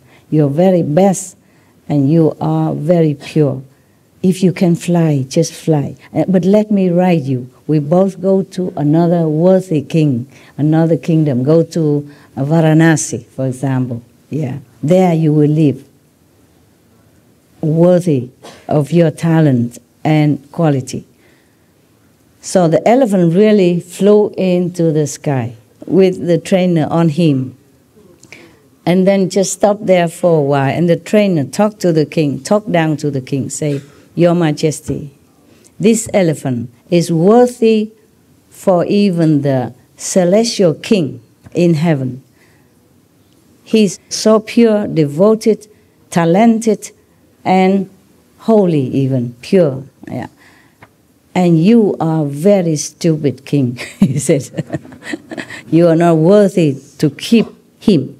So we are going now. Goodbye. And then they fly to another king. And then when they went to that other kingdom, staying on the air, and the king and all the officials come down and look, and then the king asked, where you come from? How can the elephant fly? And the trainer explained all the situation and say, we think you are worthy king to own this, to have this elephant, to tonify more for your majesty and dignity. Therefore, we come here. If you accept, then we come down. The king said, oh, welcome, welcome. Oh, how lucky, how beautiful elephant, how wonderful. We are really, really would like to welcome you. So they landed. Even king, jealous with his own elephant. Just like I'm jealous with my dog. Imagine. Because the dog can speak English. And people praise him. Would I do that? Would you do that? No, you would feel proud, right? You would feel happy, or glad, or surprised, maybe, but not jealous with a dog who is talented and intelligent, right? See, told you. So, even a king can be jealous with such an innocent animal only, and his own elephant. How would any other king be jealous with a master who even more, glorious, more praised and more worshipped than that elephant? That's why many masters die, in such a tragic because of that. Because not all of them are prince, But even then, like Bodhidharma, he was also prince from India. But, well, at least they don't kill him. They did not kill Bodhidharma, they just did not listen. And one of the king also did not listen. And because the king invited him here in his good name, to invite him to his court, and asked him, boasting, I built many temples, for the Buddhists. I make offering and take care of many monks. How much merit do you think I have? Bodhidharma said, no, none, nothing. So, of course, the king did not like that. The king talk is in just a very normal way, egoistic way, in the very low level of understanding about karma, merit, and spiritual progress. Yeah, but Bodhidharma, he talked from the point of the Buddha, of the unenlightened person. So the king could not capiche. The king only know one part of Buddhism, but don't know every other part of Buddhism. But he thinks he know everything. He only hear one sentence or maybe one part of the book saying, oh, if you make temple for the monks and worship the Buddha, then you have immense merit. But if you do that with worshiping attitude, with sincere reverence of really love and respect for the teaching of the Buddha, then perhaps you have merit. You have to have pure heart in doing that. This king, he did that, counting merit already by each temple he built, or by every monk that he makes some little this rice and food offering. Well, how much can that be? A king can afford more than that. So, because he can afford, so he said, does that. Out of greed, you know. Not only you become a king already very high and worship, he still want the merit from Buddha and count it. You know, give some monks some food, or build some temple, and thinking he's a big shot. And he want Bodhidharma, you know, clapping hands. Wow, incredible, you king, incredible. So the king didn't like it. And later the other advisor enlightened him, tell him why. And then the king feels sorry, invited him back, send a big army to impress him, bring him back. He don't go back. Too late. Yeah? But at least he was a prince of India, you see, so the king did not chop him. Yeah, because if you go against the king's dignity, talk against the king and degrade him like that, say you do all that, but you have nothing. You know, that means contradict the king. At those times, mean you have no respect for the king, you look down upon the king, you degrade the king, then you are chop. You're going to be chop. Your head going somewhere, your body goes somewhere else. So at least he was the prince of India, and the king feels like, okay, maybe he should not chop him because of diplomacy with India maybe, or because he feels unthreatened by Bodhidharma, as he was a prince and he left his kingdom. So the king of China at that time, Liang Wuti, doesn't feel threatened, like, okay, maybe this guy come from India trying to snatch my throne or something. So he just let him go. Thank God for that, huh? How many masters would have had that luck, talking against the king like that? Jesus have not done anything yet. He wasn't even born. The king's already chased to kill him. That's why his parents had to run away even in such a high pregnancy already and give birth on the way, you see, in the manger of the animals. And he doesn't live long after that even. Only 30s some years, and then he has to leave in such a tragic way. You see how dangerous some government can be if they are not enlightened, if they are too possessive of their power, yeah, or abusive also. Oh God, it's a calendar. Otherwise, you wouldn't understand why, how come all the most masters are being killed. The Sikh gurus also being killed because of the Mongol king at that time. The king at that time just cannot bear the adoration from their disciples. Yeah, they worry about their power. The same. Even without saying anything, the subtle reason are like that. Okay? The Buddha prays that we have the same inherent enlightenment, brightness, Buddha nature, like himself and all the Buddha in the 10 directions. How great are we? Can you grasp that? We are the same as the Buddhas. We have the same property like the Buddha. How great! Can you imagine how great you are? Everybody go worship the Buddha, but we have the same thing. The Buddha mentioned here, not only here, Buddha mentioned all the time that all beings have the same Buddha essence inside. Imagine how great you are, huh? I should worship you. I should also bow to you. But never mind, you put me on this chair, I sit here, I pretend to be a master, okay? Wake up.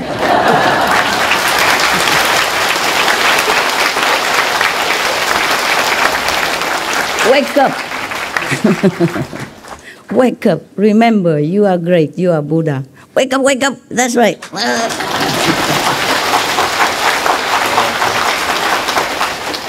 If you're Buddha, don't do silly things. Don't break the precepts. Don't do anything that contradicts to your Buddha dignity. Remember all the time. Remember all the time. Then even if you don't try to keep the precept, you are the precept. It's just like your nature. Like you have to breathe. And you forget that you're breathing. Your heart is beating, but you don't know that the heart is beating. Then you can tell me, Master, I'm a Buddha. Not 7, 8 level. I don't care what level. Remember, the Buddha say that you have exactly the same quality. All the Buddhas in the 10 directions, not just Sakyamuni Buddha only, but all the Buddhas, all the past, present, future Buddha, and everywhere in the whole universe are like you. My God. My God. So great you are. And Jesus say the same. You have God within you. The Holy Spirit is within you. Kingdom of God is within you. Then who are you? You are God, right? At least you are likened to God. How great can you be? How more great can you be? And look at all of us. We are so pathetic.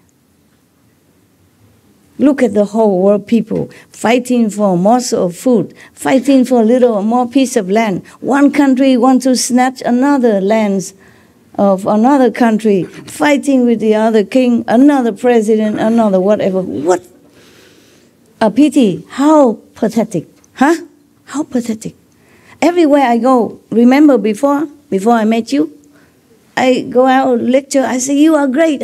I want to come here to tell you you are great. I want to help you to remember your greatness. That's all I wanted to do.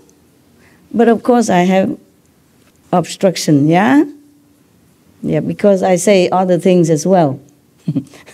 Like if you want to remember your Buddha nature, you want to know how great you are, stop all these silly bad things that you're doing. No smoking, no meeting, no drinking, no etc., etc. And that go against many people's interest.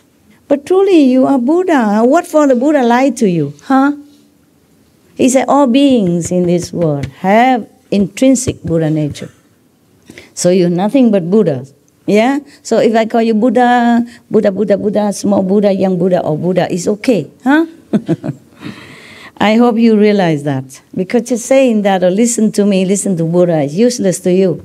So work harder to realize your greatness so that others can also benefit from your positive self-knowing energy without preaching a word even. You go everywhere, that place is full of light, full of life force, and full of happiness wherever you walk. Make yourself that kind of Buddha. Even you don't know for sure you're Buddha or not, just remember what the Buddha say, you are Buddha, okay? He won't lie to you. He did not lie. He will never lie. What for he lie? Huh? Wouldn't it be better for him? He say, oh, you are just sinners. Oh, bad. I'm the only Buddha, right? Wouldn't it be better for him? No, he say, you are the same. Jesus said, you could do even better than I. All the masters tell you same thing. Of course, but when they teach the disciple, they have to chastise them sometime because they follow their own mind, habits, brainwashing system. Make them believe they are this, they are that, and they have to do this in order to prove it. Just like boys don't cry. Boy cry is weak. And then now they even scandalize you. If you don't smoke, you're not cool. You know, you cannot join the body club in the school. Harming so many innocent youth, for example. So it is really pitiful. Really, sometimes I am alone in the night and I feel so sorry for everybody. And then killing each other and killing the innocent and feeling there's nothing wrong with that. while you are a compassionate Buddha inside, and you don't let your Buddha wake up, you don't try to find a way to wake up your Buddha, and then just let the outside or the Maya, the demons cheat you and make you do silly things and bad things and just degrading you further, further, further. Even after you practice, they still after you. If you're not vigilant, okay? That's what the Buddha was talking about here.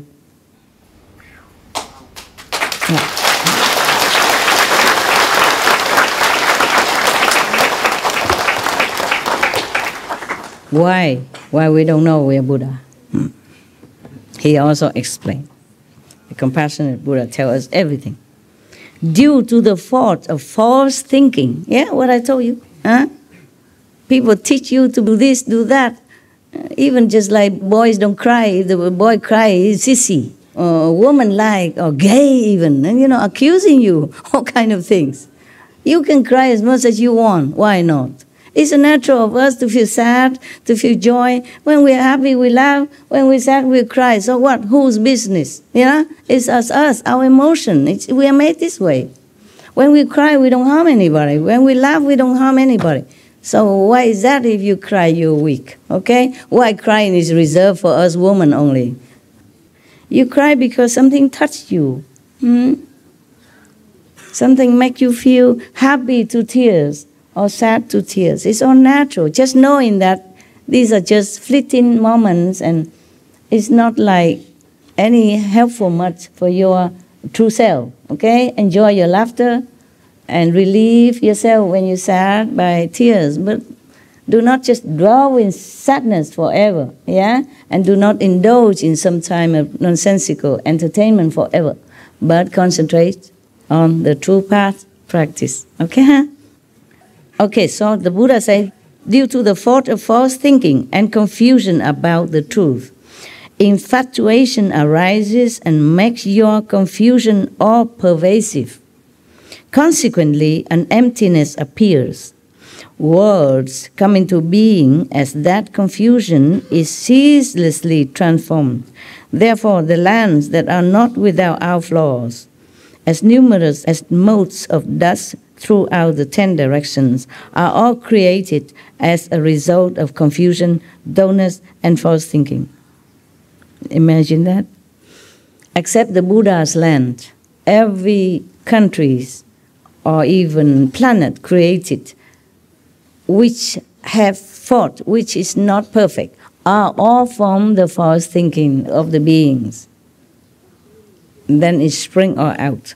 Therefore, all the countries on the planets, except the Buddha's land, are full of imperfections and trouble because it sprung out from false concept. That's what Buddha means. You should know, the Buddha talking, you should know that the space created in your mind is like a wisp of cloud that dots the vast sky. How much smaller must all the worlds within that space be? Okay.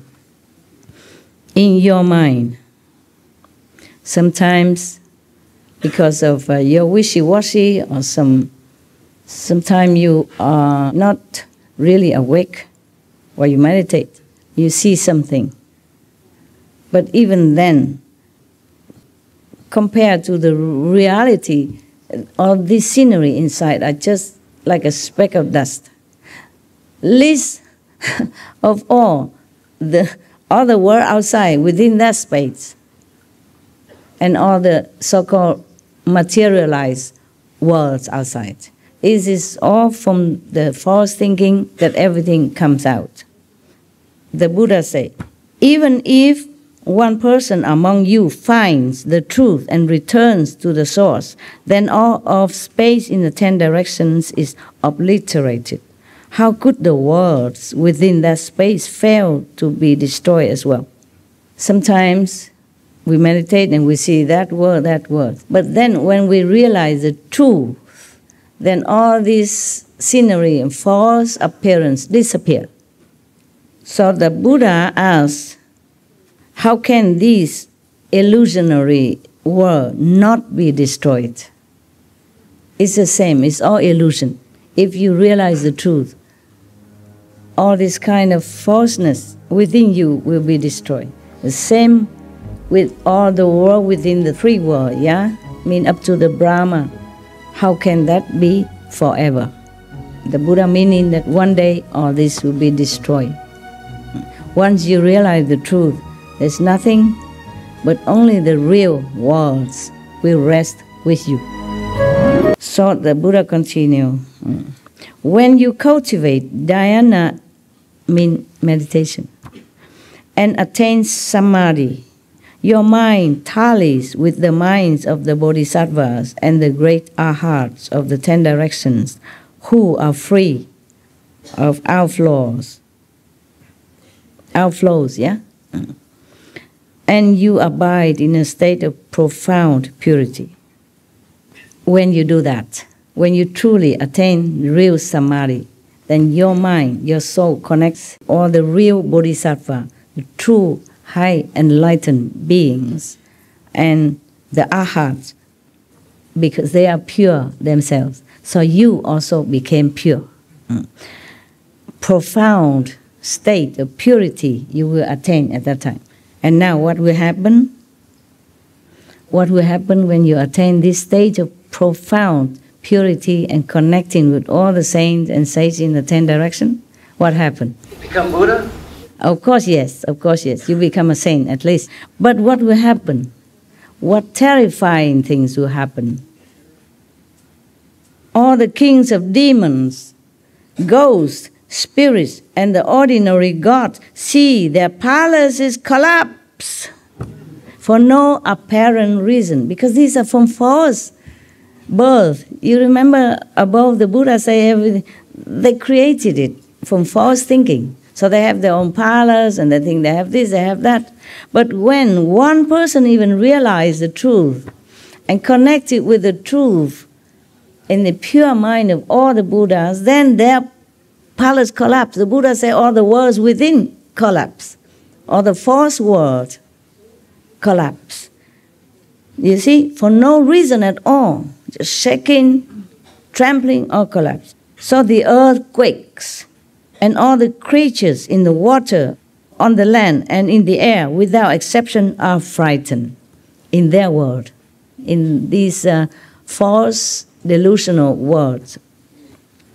Yet ordinary people who are sunk in dim confusion remain unaware of these changes. So heaven collapse, mountain, river, or tremble, but normal people who don't have any perception of the spiritual instinct know nothing, see nothing. All these beings have 5 kinds of spiritual powers. You know, those who have these palaces, ghosts, demon kings, they lack only freedom from outflows.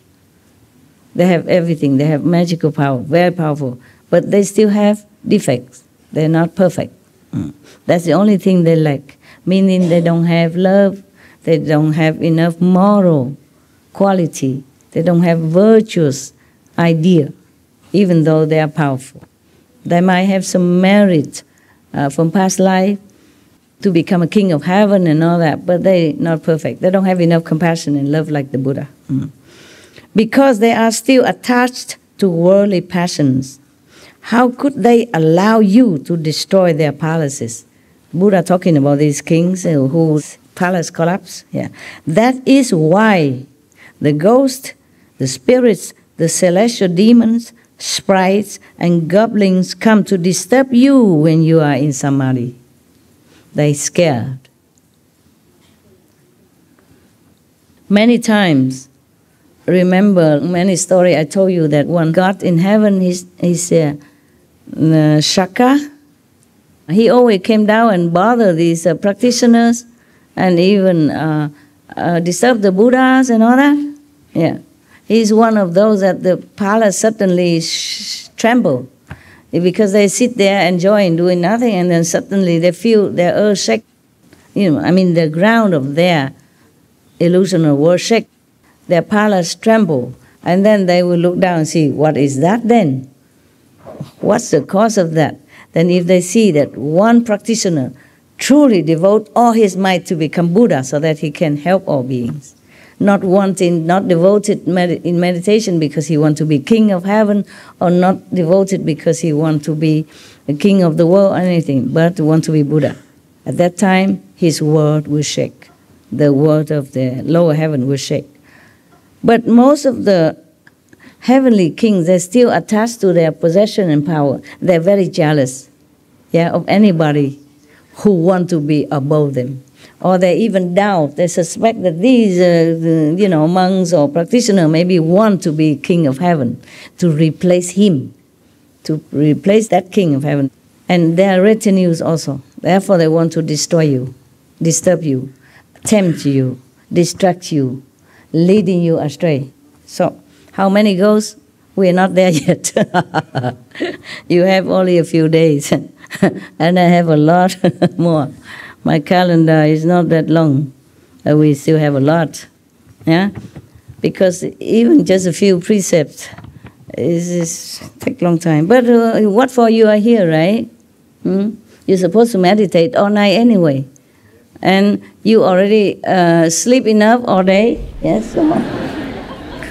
So at night, I keep you awake, at least to make up for the time lost.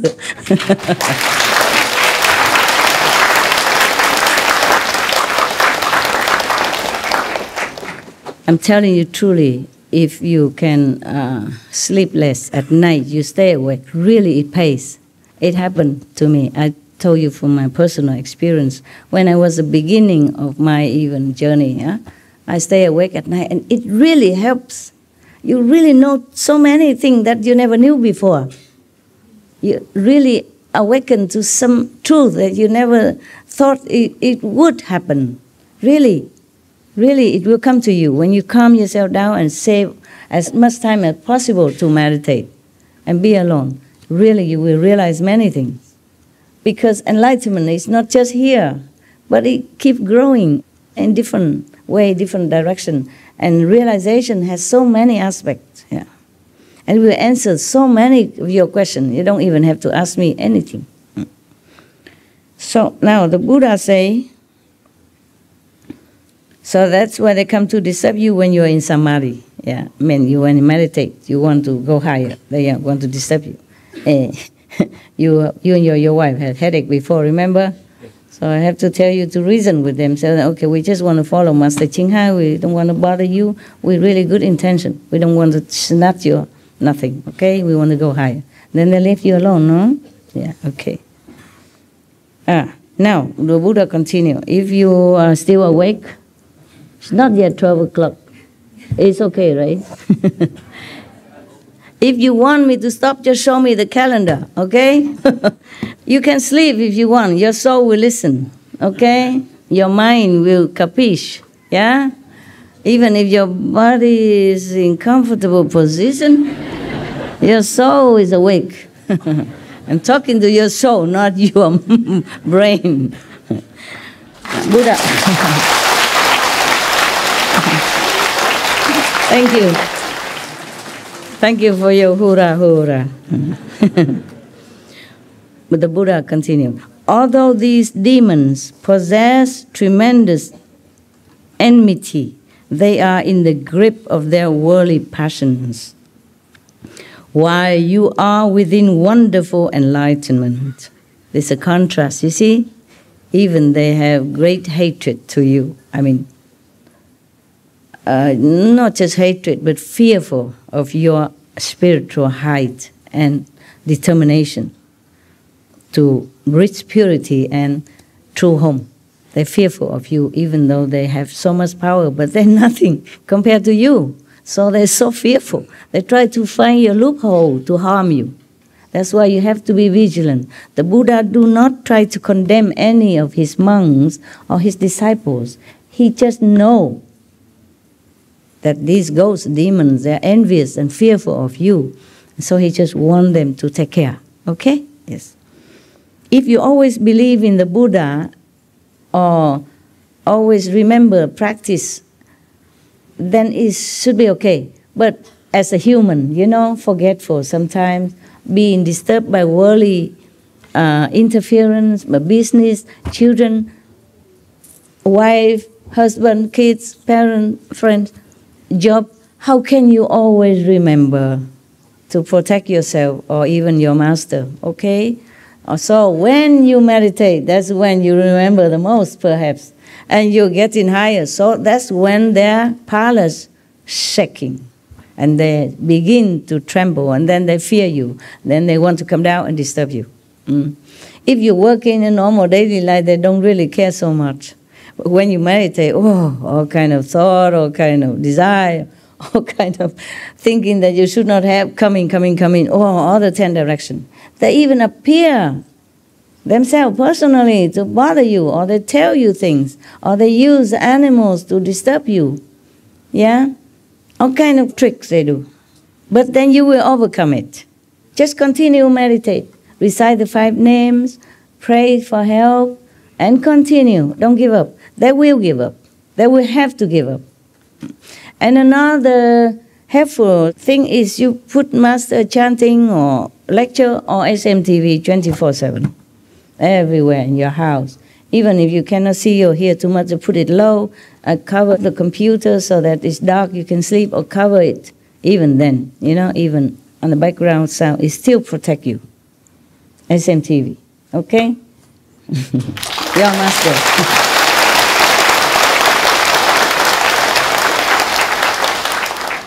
Even the demons are so fearful of SMTV. How you know?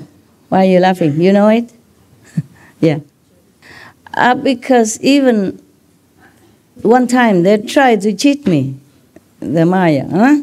I have the SMTV on, very low volume, and I was in retreat the first day with still many of the business and disturbing things still carrying inside retreat the first few hours. Suddenly they make the SMTV so blow out of proportion voice, so scary, suddenly, whoa, a lot of very loud. And I did not even have it so loud. Yeah. So then heaven told me, they just try to disturb you. They just want to tell you to turn off the SMTV because you, I mean me, and the SMTV are forming a protective rings, around yourself and other people. They try to make the television voice blow out of proportion. Whew.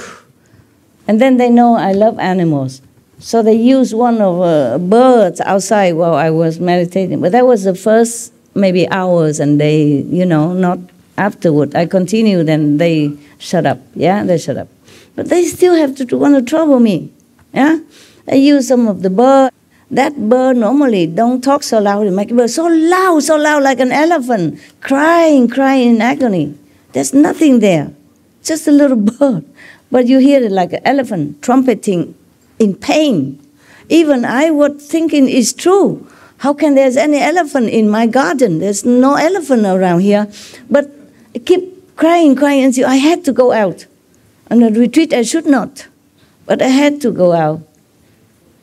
Even I thought it is Maya illusion, but they know I love animals. They know I cannot resist, and I really cannot. So I walk out and have a look, and I even call some of the SMTV staff to come up and have a look. There's nothing. And they use all kind of tricks. And later, I don't hear no more, whatever. I keep the TV on, whatever they do. Sometimes they destroy my machines all over the house, like 6 aircon destroyed at the same time, many machines at the same time, cars, a gate broken, everything at all the same time. Every time I go on retreat, they do that. They do all different kind of things. Yeah, but the first days, and then I continue, and then later, it's no more. There's nothing more to destroy, so they quiet down, or they just know they cannot do anything much more. Even the Maya and demon are strong, but you are stronger, remember? You are the Buddha, remember that? You have Buddha inside. Call onto that Buddha, master power, to protect you all the time, the inner power, okay?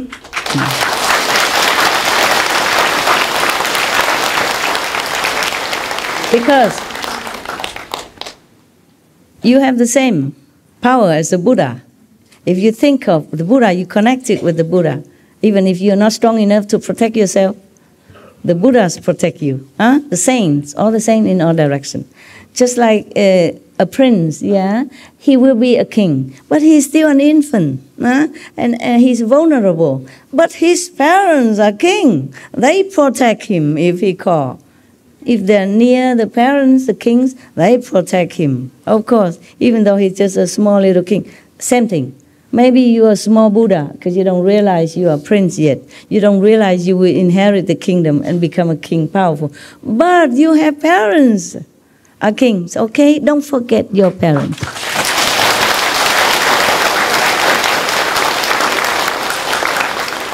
Yeah.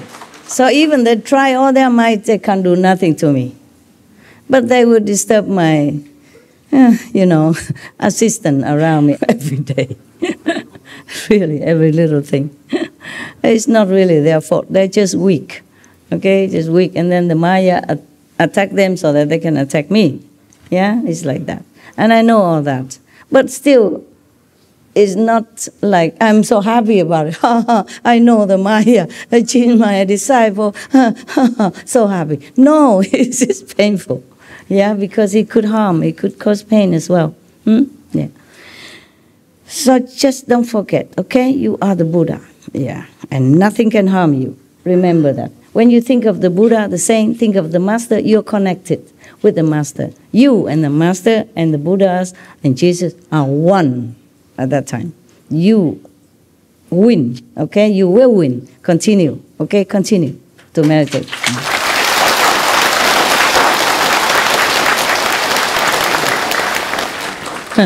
You understood, huh? Thank God. Okay. The Buddha doesn't say all this in here. Whenever the Buddha say, I will say Buddha say. But I have to explain to you. You know my calendar talent, right? Okay. So the Buddha continue, huh? Although these demons possess tremendous enmity, they are in the grip of their worldly passion. While you are within wonderful enlightenment. It's a contrast to them. By the way, every word has power. You know that, right? Yes. By the experiments of these wonderful Japanese wise men, yeah? Or even by the Qigong Madame show on our TV.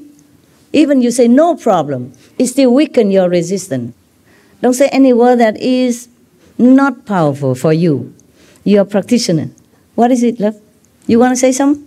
Is it okay to say Ching Hai Tim Ko Tu? Oh, can do, yeah. Because I use a mantra of Ching Hai Tim Ko Tu, I love you. That's what's been going through my mind all day. Now you recite the 5 names, okay? You call whatever name you feel more powerful to you, all right? You must connect with your Buddha nature self. By knowing other Buddha, calling, addressing that Buddha, then awaken that Buddha within you more and more all the time. Not because I care what you call me. But when you address me less than the title, then it's not very beneficial to you spiritually. It's not for no reason that heaven tell me to use this title, okay? Supreme Master, it's you inside. Buddha power, yeah? God's kingdom, supreme.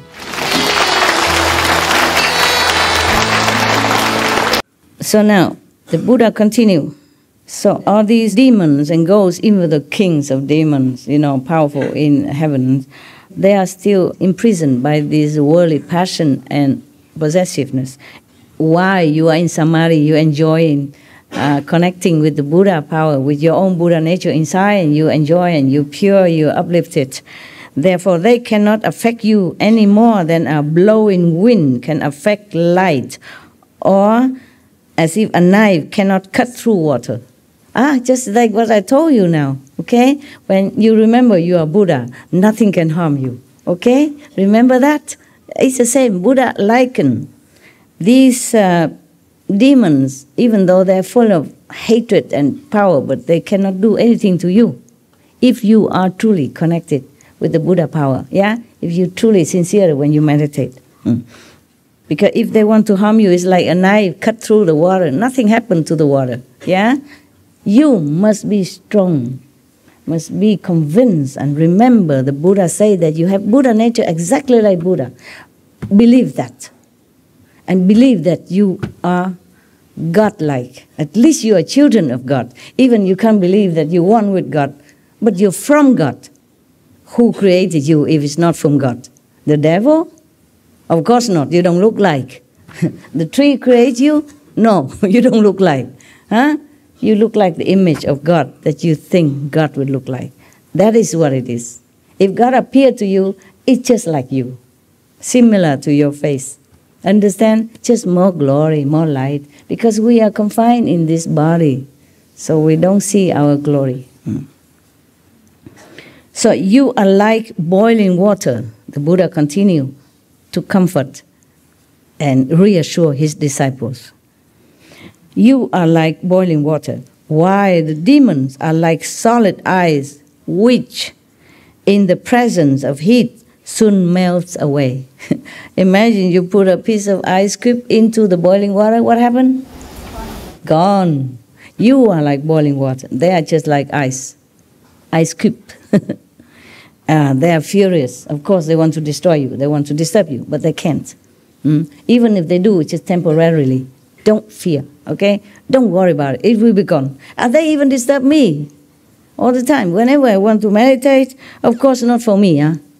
I never say, okay, I'm going to do a retreat now so that I be more powerful, I become this, I have all this more power. No. Every time I do retreat, it's for some purpose. For the world, you know, either for this or for that. Everything just benefit for the world. And they even more scared. Yes, they're more scared. Because if more people enlighten, the world have peace, then they cannot have any more power to control over people, to make them do bad things, to fight with each other, to destroy each other, or to be degrading their own Buddha nature. That's why they're scared. Since they rely exclusively on spiritual powers, they are like mere guests. Let me read more. They can succeed in their destructiveness through your mind. See, only. Which is the host of the 5 skandhas. You know, the feeling, the touching, emotion, stuff like that. Only your mind, the master of all this. Your mind wants you to have this, your mind direct you to have that, even though it's not good. So everything is created by the mind. If the host becomes confused, the guests will be able to do as they please. Yes. So your mind, if not stable, if it's not in the right concept, in the right stationary status of purpose, of enlightening, then the guests can maneuver and make trouble. When you are in dhyana, in meditation, awaken, the Buddha said, awake, aware, and free of delusion. Their demonic deeds can do nothing to you. It's like that, just like above. As the skandhas dissolved, all this kind of sensation, feeling, or emotion, you left behind then, okay? You study in samadhi, recite the 5 names.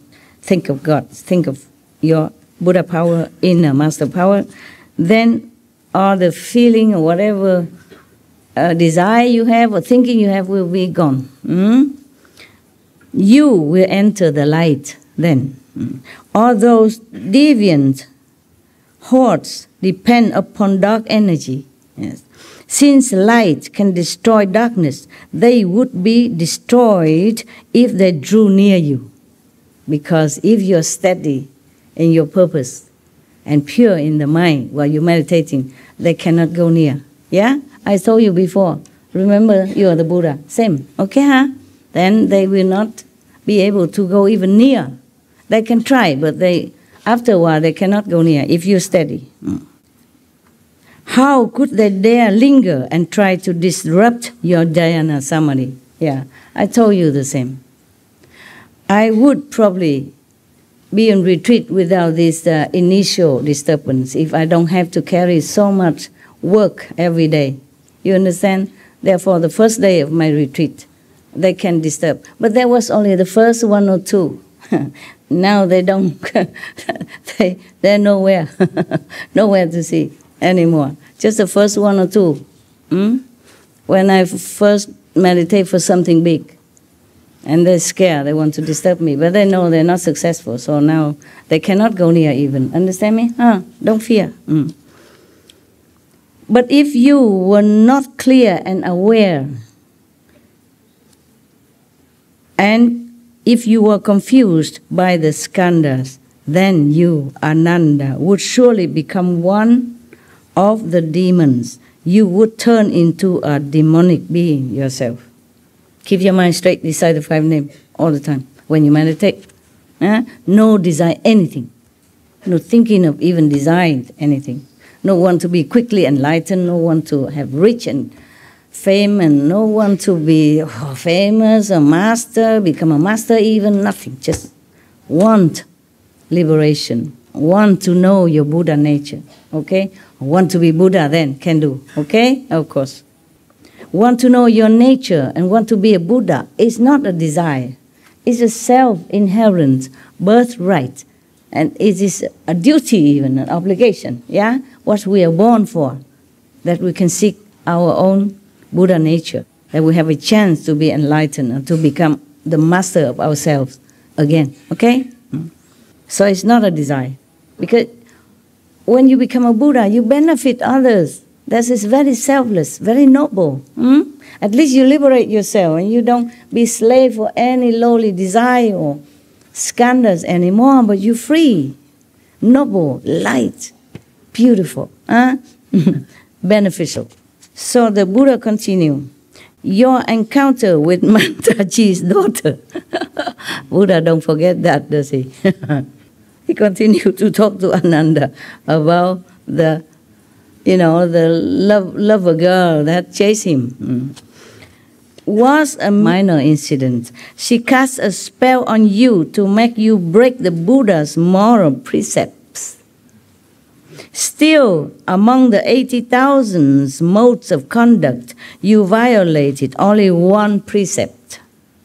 Because your mind was pure, all was not lost. You broke only one precept. He did not really. He just was, I would say, seduced. And he was not powerful enough. He did not prepare for that. Yeah? Not only because he's beautiful, but he wasn't prepared that he's going to be seduced. Yeah? He did not know that. And he did not know the mantra at that time to counter that kind of most powerful mantra in the three worlds. So the Buddha say you broke only one precept, violate only one precept. That means maybe nearness bodily to a woman, almost gone back to the normal, like a level of man and woman, desiring and having physical pleasure and all that, almost gone. So the monk normally should not touch any woman. He violate only that. But unwillingly, it was not his fault. Yeah, it was not his fault. He was like bewitched into doing that. And at least he was so pure that he still can remember the Buddha.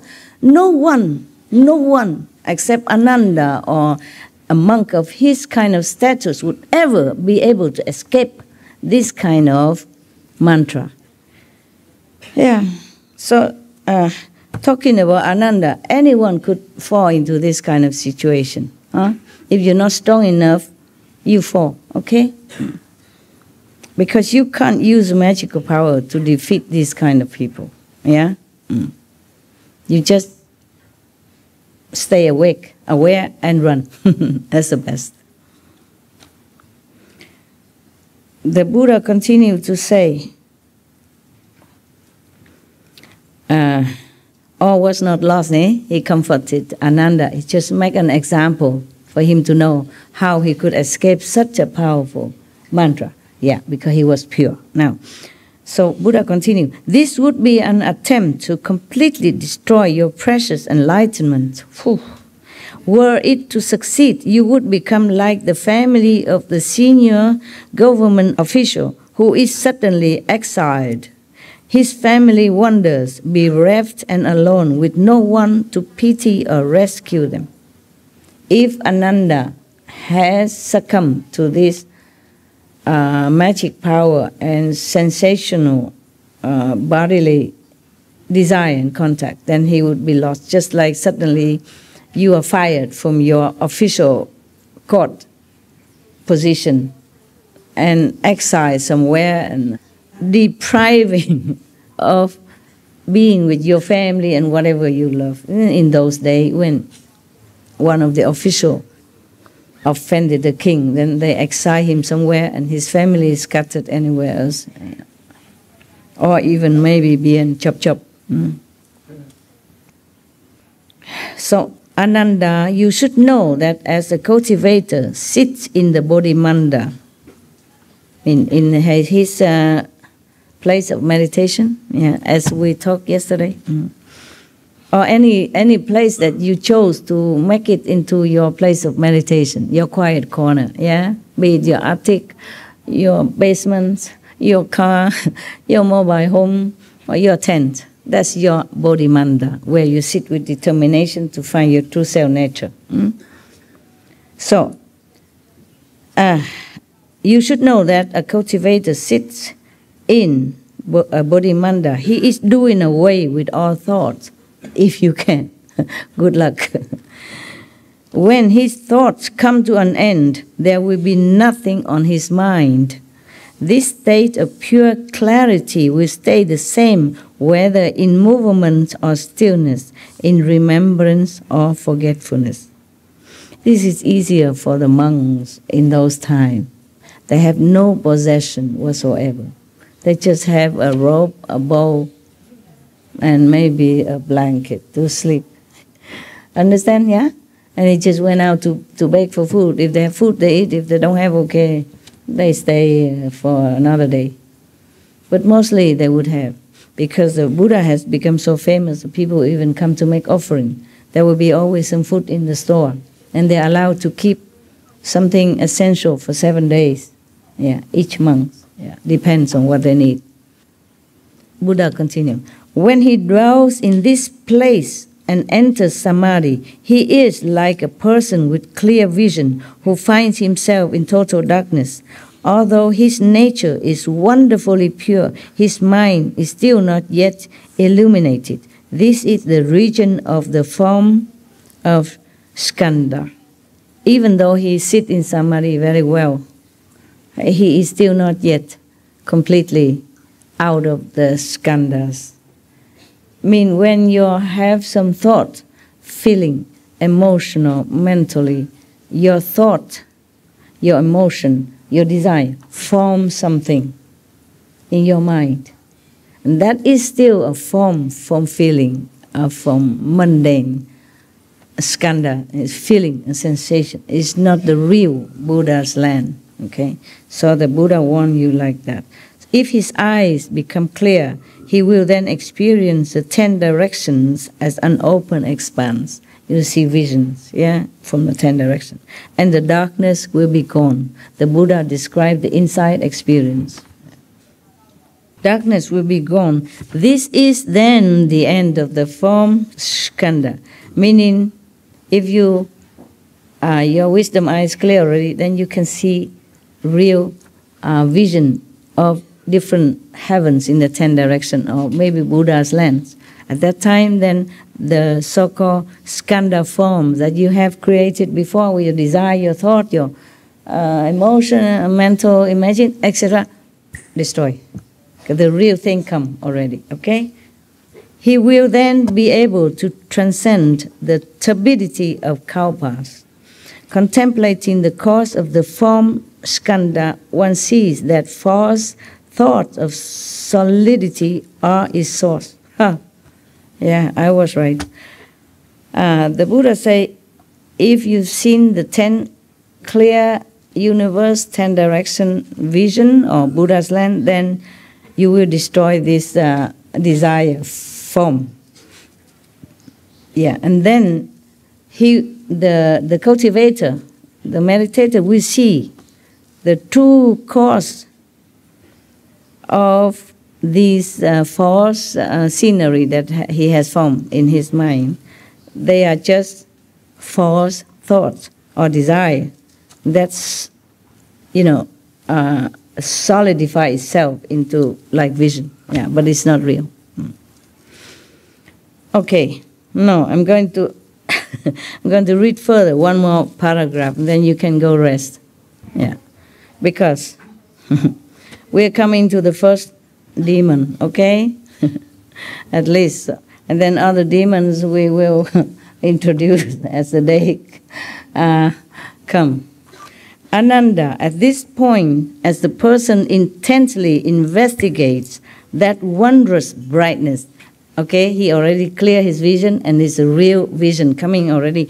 At this point, the four elements will no longer function together, and soon the body will be able to transcend obstructions.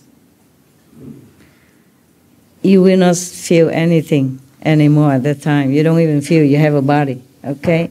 Then you're okay, yeah. But this state is called the pure brightness merging into the environment. It is a temporary state in the course of cultivation and does not indicate sagehood. Even then, not yet. Sorry. Yeah, you still want to practice? Sounds very hard. Okay. If he does not think, it's okay not to worry. As long as you realize it's just a state, okay? It's not yet sainthood. It's not a complete enlightenment. Just one little step. As long as you're humble enough to recognize that, then not to worry. See, Buddha saying, if he does not think he has become a sage, then this will be a good state. No harm done. Good. One step to go up. But if he considers himself a sage, then he will be vulnerable to the demon's influence. Yeah. So whenever some of your brothers or sisters tell me he is already in such and such, I say, forget that. Don't ever think like that. Because you will not realize you are sage. Only you see something and you feel, wow, so much vision, so much light. It's not it yet. Just a steps of this staircase. Huh? Even I told you, you see the master come to your house, talk to you, teach you. It's just kind of halfway maybe. Okay? It's nothing yet. Okay.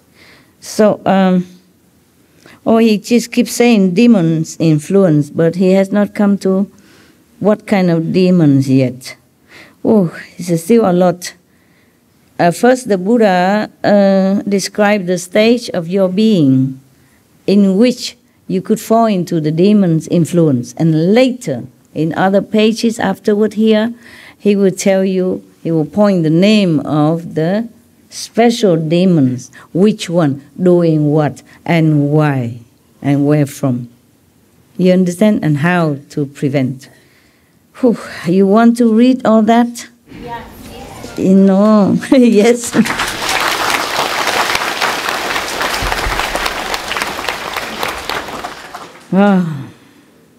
There are 10 states of samadhi. Even you are in a clear vision, pureness, seeing light, vision, and all that already.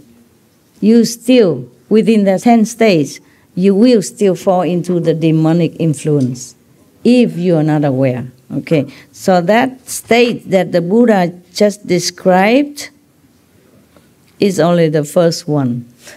There are 9 more, and knowing me, knowing you, it will be many hours until the 10 stage is finished.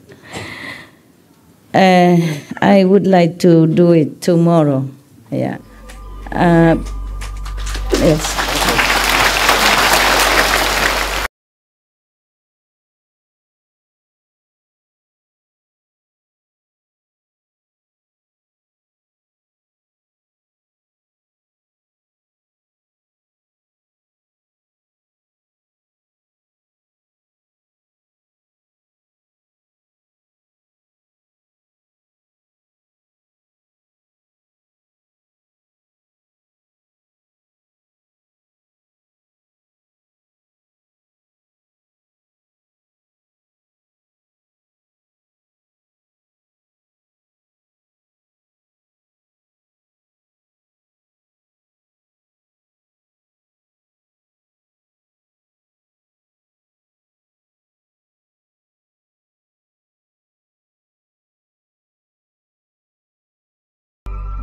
because I also need to be in state of sound clearness in order to impart that clearness to you. Even though just reading the sutra is taxing some intellectual or mental soundness, okay? I don't want to force myself to do it when I'm not in perfect state of clear understanding.